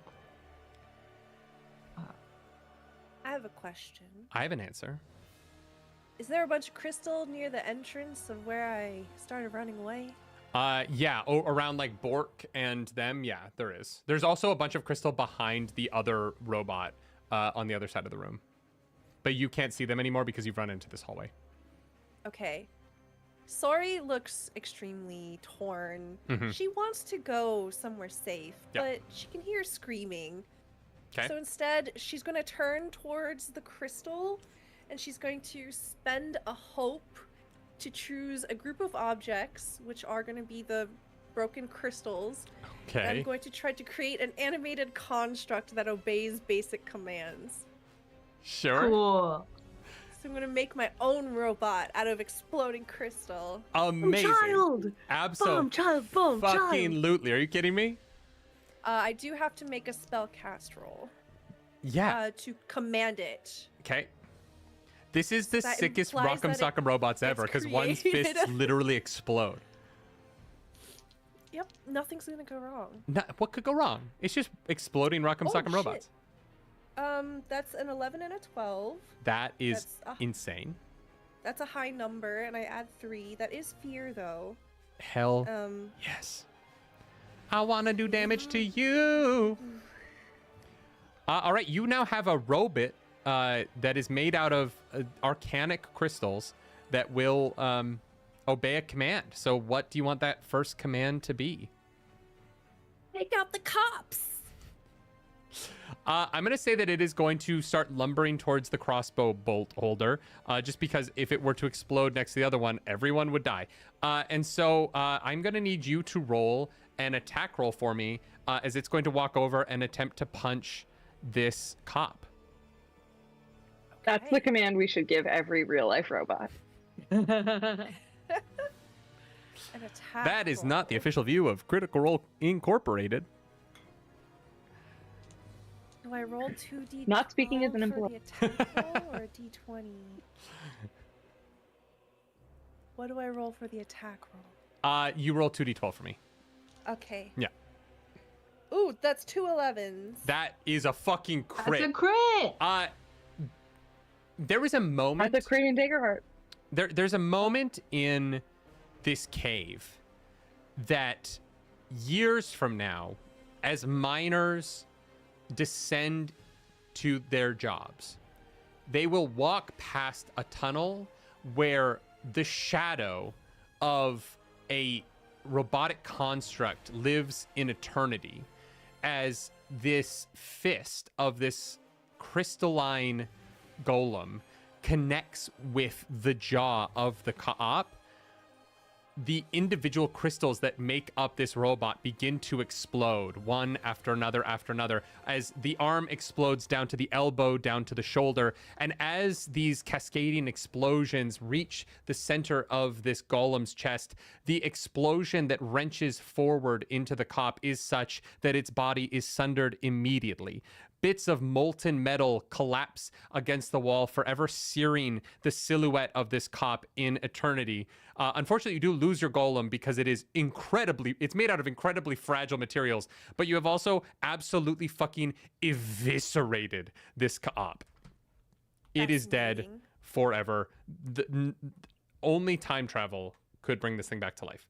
I take Fucking notes. sick. That was so cool. I like this game. So cool. Okay. That was with hope. Or no, that was with fear, right? So that is my turn. Muck sees that one of the cops is down, partially because the explosion is so fucking loud. How could you miss it? And he is going to tune into that bloodlust a little bit more. He's starting to get a little bit desperate, and he is going to he's going to get up and attack Bork, limping a little bit on that knee that Bork hurt. That is going to be a sickle for 17 to hit. Yeah. And that is going to be a 19 to hit. Yeah, that'll do her. I'm so sorry. No, Shit. that's fine. This is going to do a lot of damage to you. Okay. I just want to remind you that at any moment you can turn Godfrey into one of these attacks and Okay. And have Godfrey die to save your life. But like the ethic, okay, it's fine. We'll wait to see what the damage is. One of these is going to be 9 points of damage, and the other is Okay. going to be 11 points of damage. 9, that's what, 20 altogether? Yeah. What if I did? Okay, I have 4, I'm mathing. I have 4 armor slots Okay. left. How much health do you have? Not a lot. I have 2 hit points left. So, And they were a 9 and an 11, right? Yeah, so if you Damage? take Yeah. both of these wounds, you are going to go down. yeah.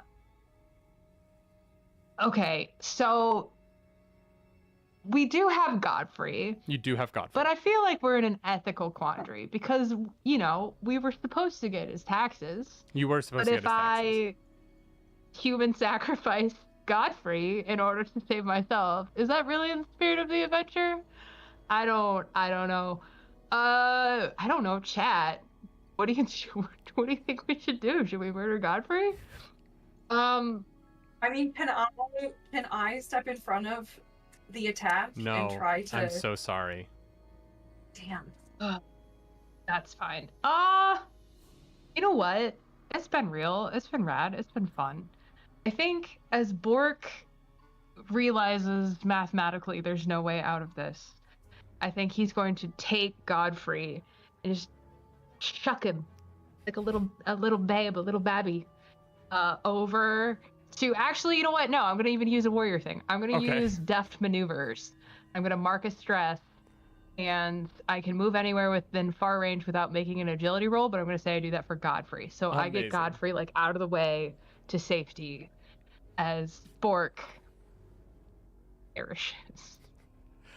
As these two sickles sink into your chest, just like underneath both armpits, because your arms are extended up, having tossed Godfrey down the hall behind Sari, putting him in a place of safety. Bork's final action on this earth was to save another being, a being that they did not know for long, but who was going to pay them, and seemed like a unassuming little frog guy. And you guys watch as these sickles get wrenched out of their body. Bork falls to their knees, bleeding down their torso, and then collapses to the ground. That's going to be back to y'all. A quick reminder that if anyone would like to donate to have Fern come bring them back to life, that is a possibility, and you will get a special thank you video privately from Ashley Johnson. What's up, y'all? What, a party member died again. I'm killing people like a motherfucker up in here. And it wasn't on the attack that had the crit on it, which is crazy. I just run in screaming with my knife. Absolutely. I love a screaming knife run. Revenge. Is anybody else in melee range now, or is it just me? With who? For Muck. Yeah, no one's in melee range with Muck. Watt is in melee range with the other co-op. They're both I'm gonna pretty go hurt. For the... Muck a little bit less so. I'm gonna go. Okay. Yeah. I'm gonna go for the other cop. And I'm gonna use out for myself, which is one of my experiences because that hurt me where I live. That was my buddy. Mm-hmm. I'm just in this for vengeance now. And I hope that means that I'm not going to fuck up this roll. That's a 15 with fear. That just hits the co-op. That was really close. Yeah. Yeah, it was. Yeah, wow. I thought I was dead there for sure. And honestly, I kind of thought it would be kind of beautiful. Wow, that is a 22 plus my sneak attack d6, so that's gonna be a 24. That, you do 24 points of damage? Yeah. I rolled 22 plus 2. I got really good news for you. As you see this fritzing shoulder joint, you swing your knife up in the air, not even sure that you're going to be able to do anything to this robot. It's a fucking robot. What's a knife going to do to it? But you're so mad. Your friend just died, and died gallantly, saving another being's life. And as you plunge your knife down into that fritzing shoulder joint, it connects with something deeper in this cob. And all of the arcane lights that seem to make up the acknowledgement of its power outside of its frame go dim one at a time as this powers down and slants forward completely out. And you have taken this guy completely off the board, killing a police officer. A robot. You killed a robot police officer. Muck is the only person left on the field, but you did roll with fear. And so as you take out this co-op, Muck is going to see you do it, and he is going to charge up from behind you, taking 2 swings with his sickles here. That's a 10 to hit. Nope, that one misses. And that 13 is of age. 7 to hit. As he comes in, whiffing it on both attacks, and does not manage to land a blow on you. His knee is all fucked up. Yeah, he thinks he's gonna charge, and then he takes one step on that left foot and totally whiffs. And I don't have anyone else to do anything, so I'm gonna hand Bork initiative did that back to for y'all. me. Bork saves Thanks, you buddy. from the grave. Watt and Sorry, what do you guys want to do? Okay, How much of that did I just see? You saw all of that. The fog has been lifted, so all of this has been out in public now. Oh. You have all seen Bork fall. No, it wasn't supposed to go like this. You were gonna retire. We were gonna go fishing. I think It was your last day. your last day. Oh no, I killed the old one. Ah, man. What is our limit on spell casting here? Because I don't see anything that tracks that. There is none. You just keep using There your is spells. none. Wow. Unless they okay. say like once per short rest Get or them once per long knives out, rest. baby. Yeah. You know what to do.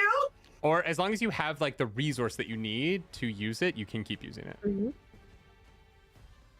Do you have something you wanted to do? Sorry. Depends. Would I be able to get very close to Muck from where I am? Yeah, absolutely you could. Okay. Sorry looks at our employer with 1 hit point at the ground, steps heroically over them, and then will scurry on over, lifting up their robes, and coming up behind Muck is going to try to cast sleep on Muck. Oh shit. What is okay? How does sleep work?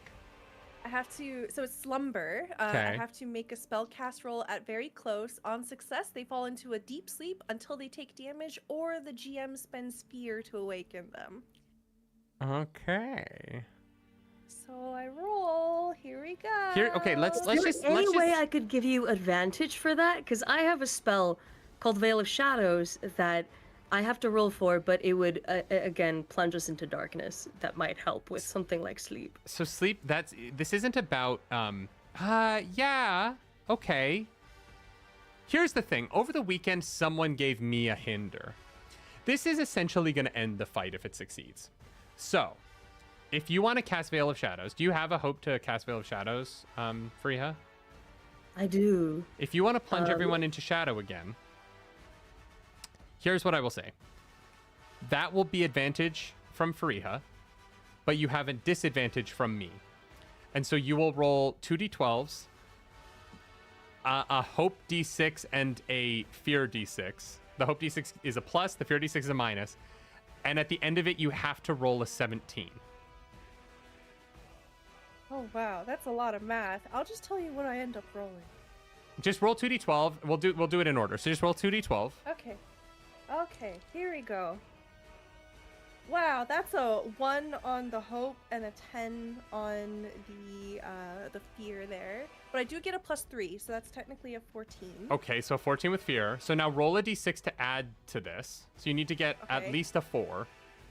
Okay. So this is the hope d6. Yeah. That's a 1. Unfortunately, Wait. I have Luck Vendor. I'm gonna use it here.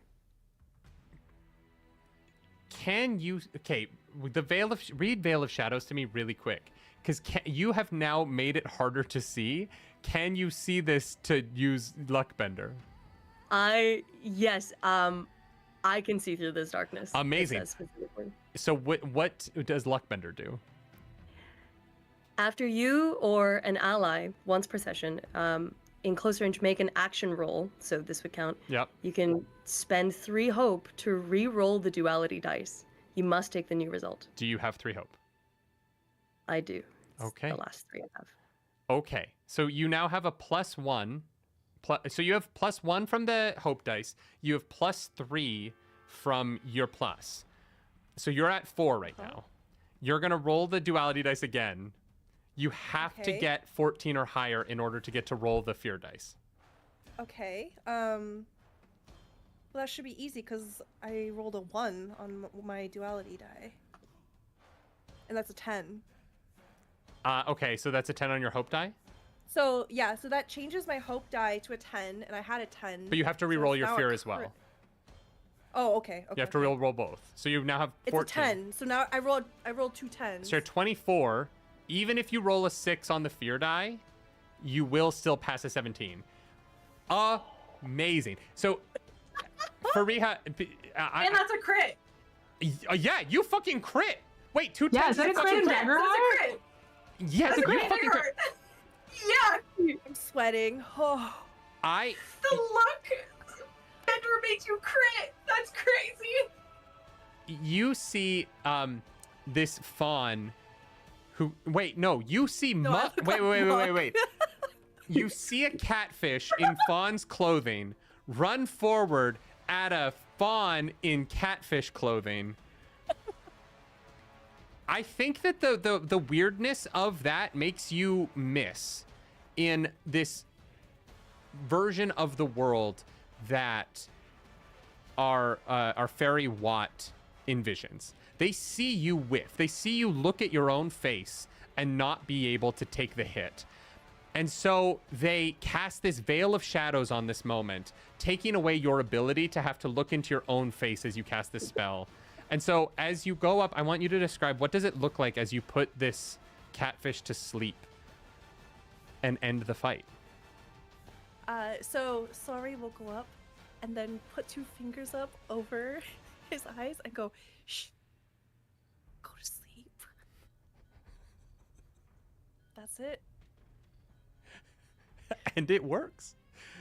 Arcana runs through your hand, down your fingers, and into his eyes. You watch as this catfish's wide eyes slowly droop and close, half succumbing to sleep, also just to the amount of wounds and holes in its body currently, its inability to stand on its left leg. And you watch as this catfish collapses to the ground, unconscious. Godfrey walks up beside you and looks down. Wow. You know, I'm not gonna lie. That guy definitely needs to go to prison, right? We should be able to find a lot of evidence that this guy did a lot of bad shit down here. You guys are like really good detectives and such. I get why you put that on the door. What? Watt isn't listening to any of this. They're frantically rummaging in their pouch to see if there's any kind of healing potion, something, anything. What happened?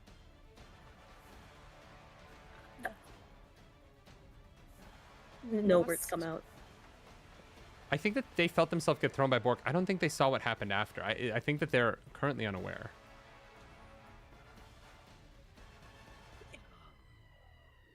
I'm like kneeling next to Bork's body, like silently sobbing, and I think that he notices maybe what's going on with me, and that sort of draws his attention.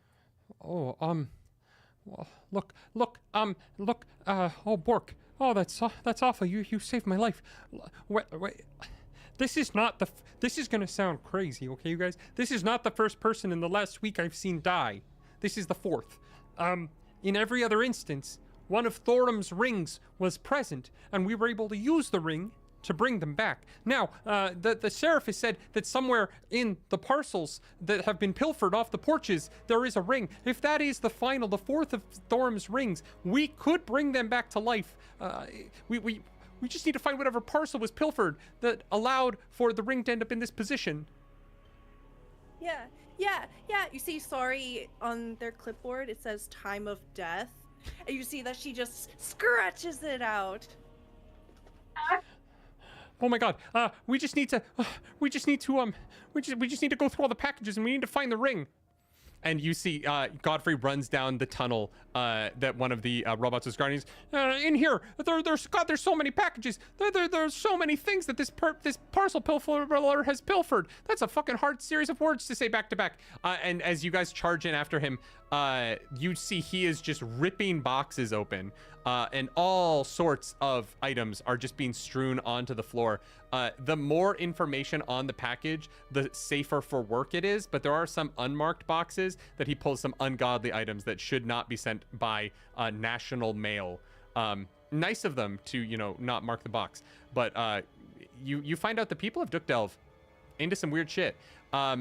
As you rip through for a while, eventually one of you does open up a manila envelope. I'm going to say, sorry, this is you. You open a manila envelope and you see a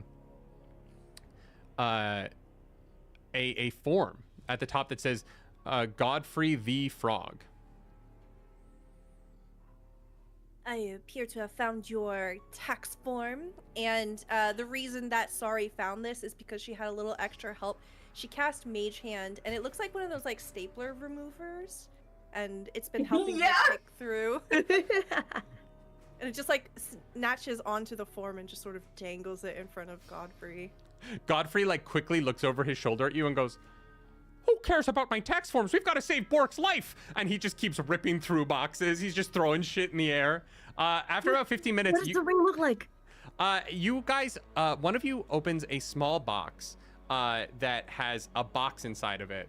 And as you open that, there's another box inside of it. And then you open that one and there's another box inside of it. And after you get all these fucking Russian nesting dolls of boxes open, you find a beautifully crafted marble ring box that when you open, inside there is a single ring made out of pure meteorite that has been beautifully fashioned and set into this ring box. Immediately you know that this is the work of the great wizard Thorum, one of the 4 rings that he left to those of Faerleif. What would you like to do with it?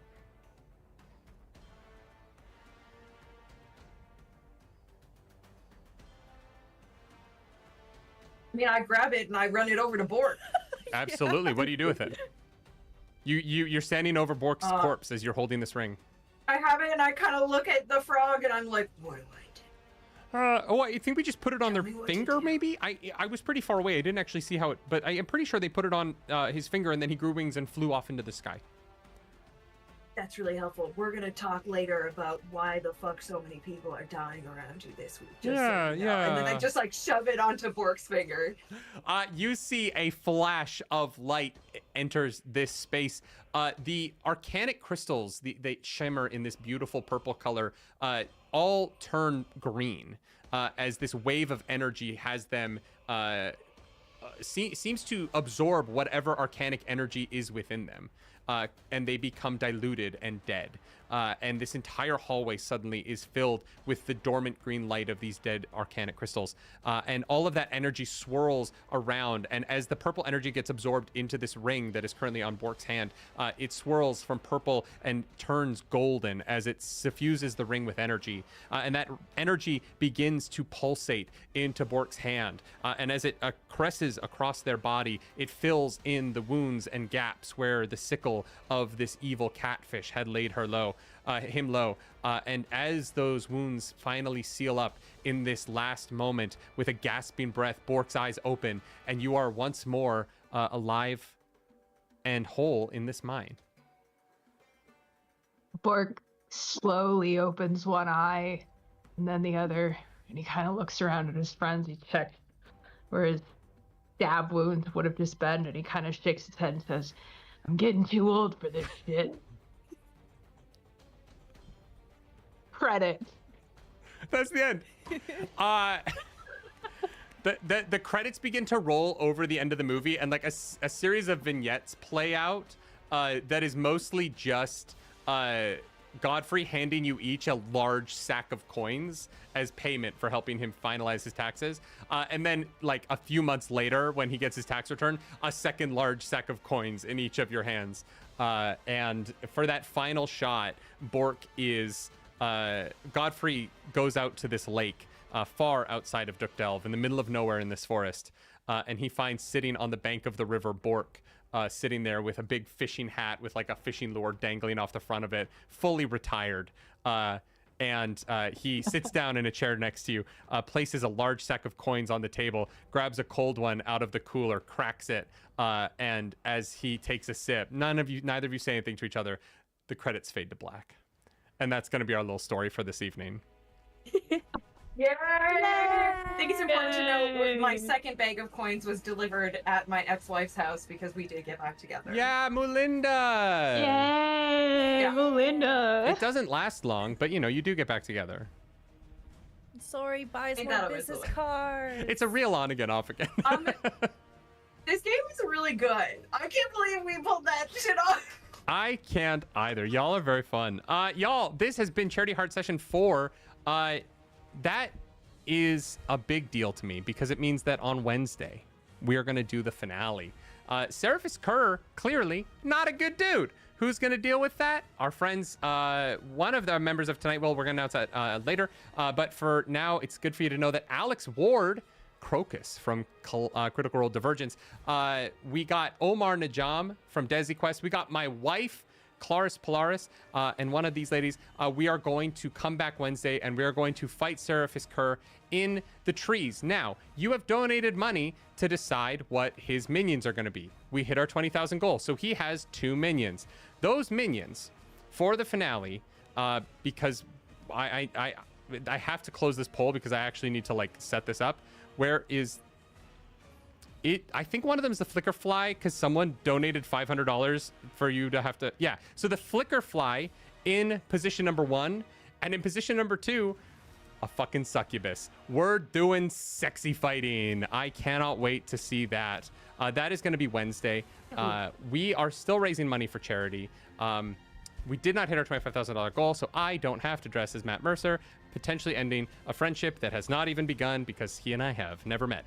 But thank you so much. This has been an absolute blast. Thank you for joining me in Duke Delve. We're going to go to the Hupperduke song for the finale here. My name is Nerdy. I am your game master. You can find me everywhere at Nerdy Nightly. I do reactions. I do TTRPG stuff. I do book club, book talk, booktube content. That's it. Nerdy Weary Book Club every Friday. We just finished Bands of Mourning. We're going to be talking about it this Friday.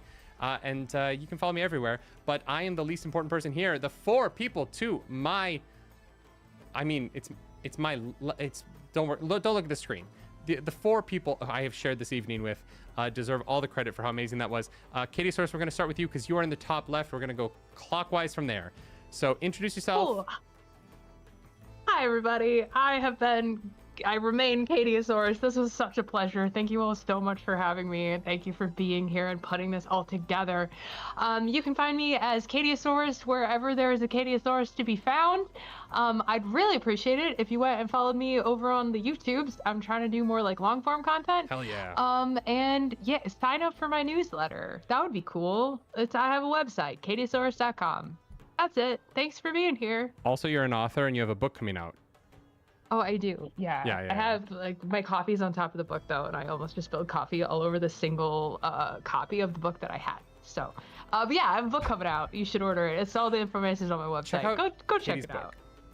Check out Katie's book. All right, Stella Luna, you're next.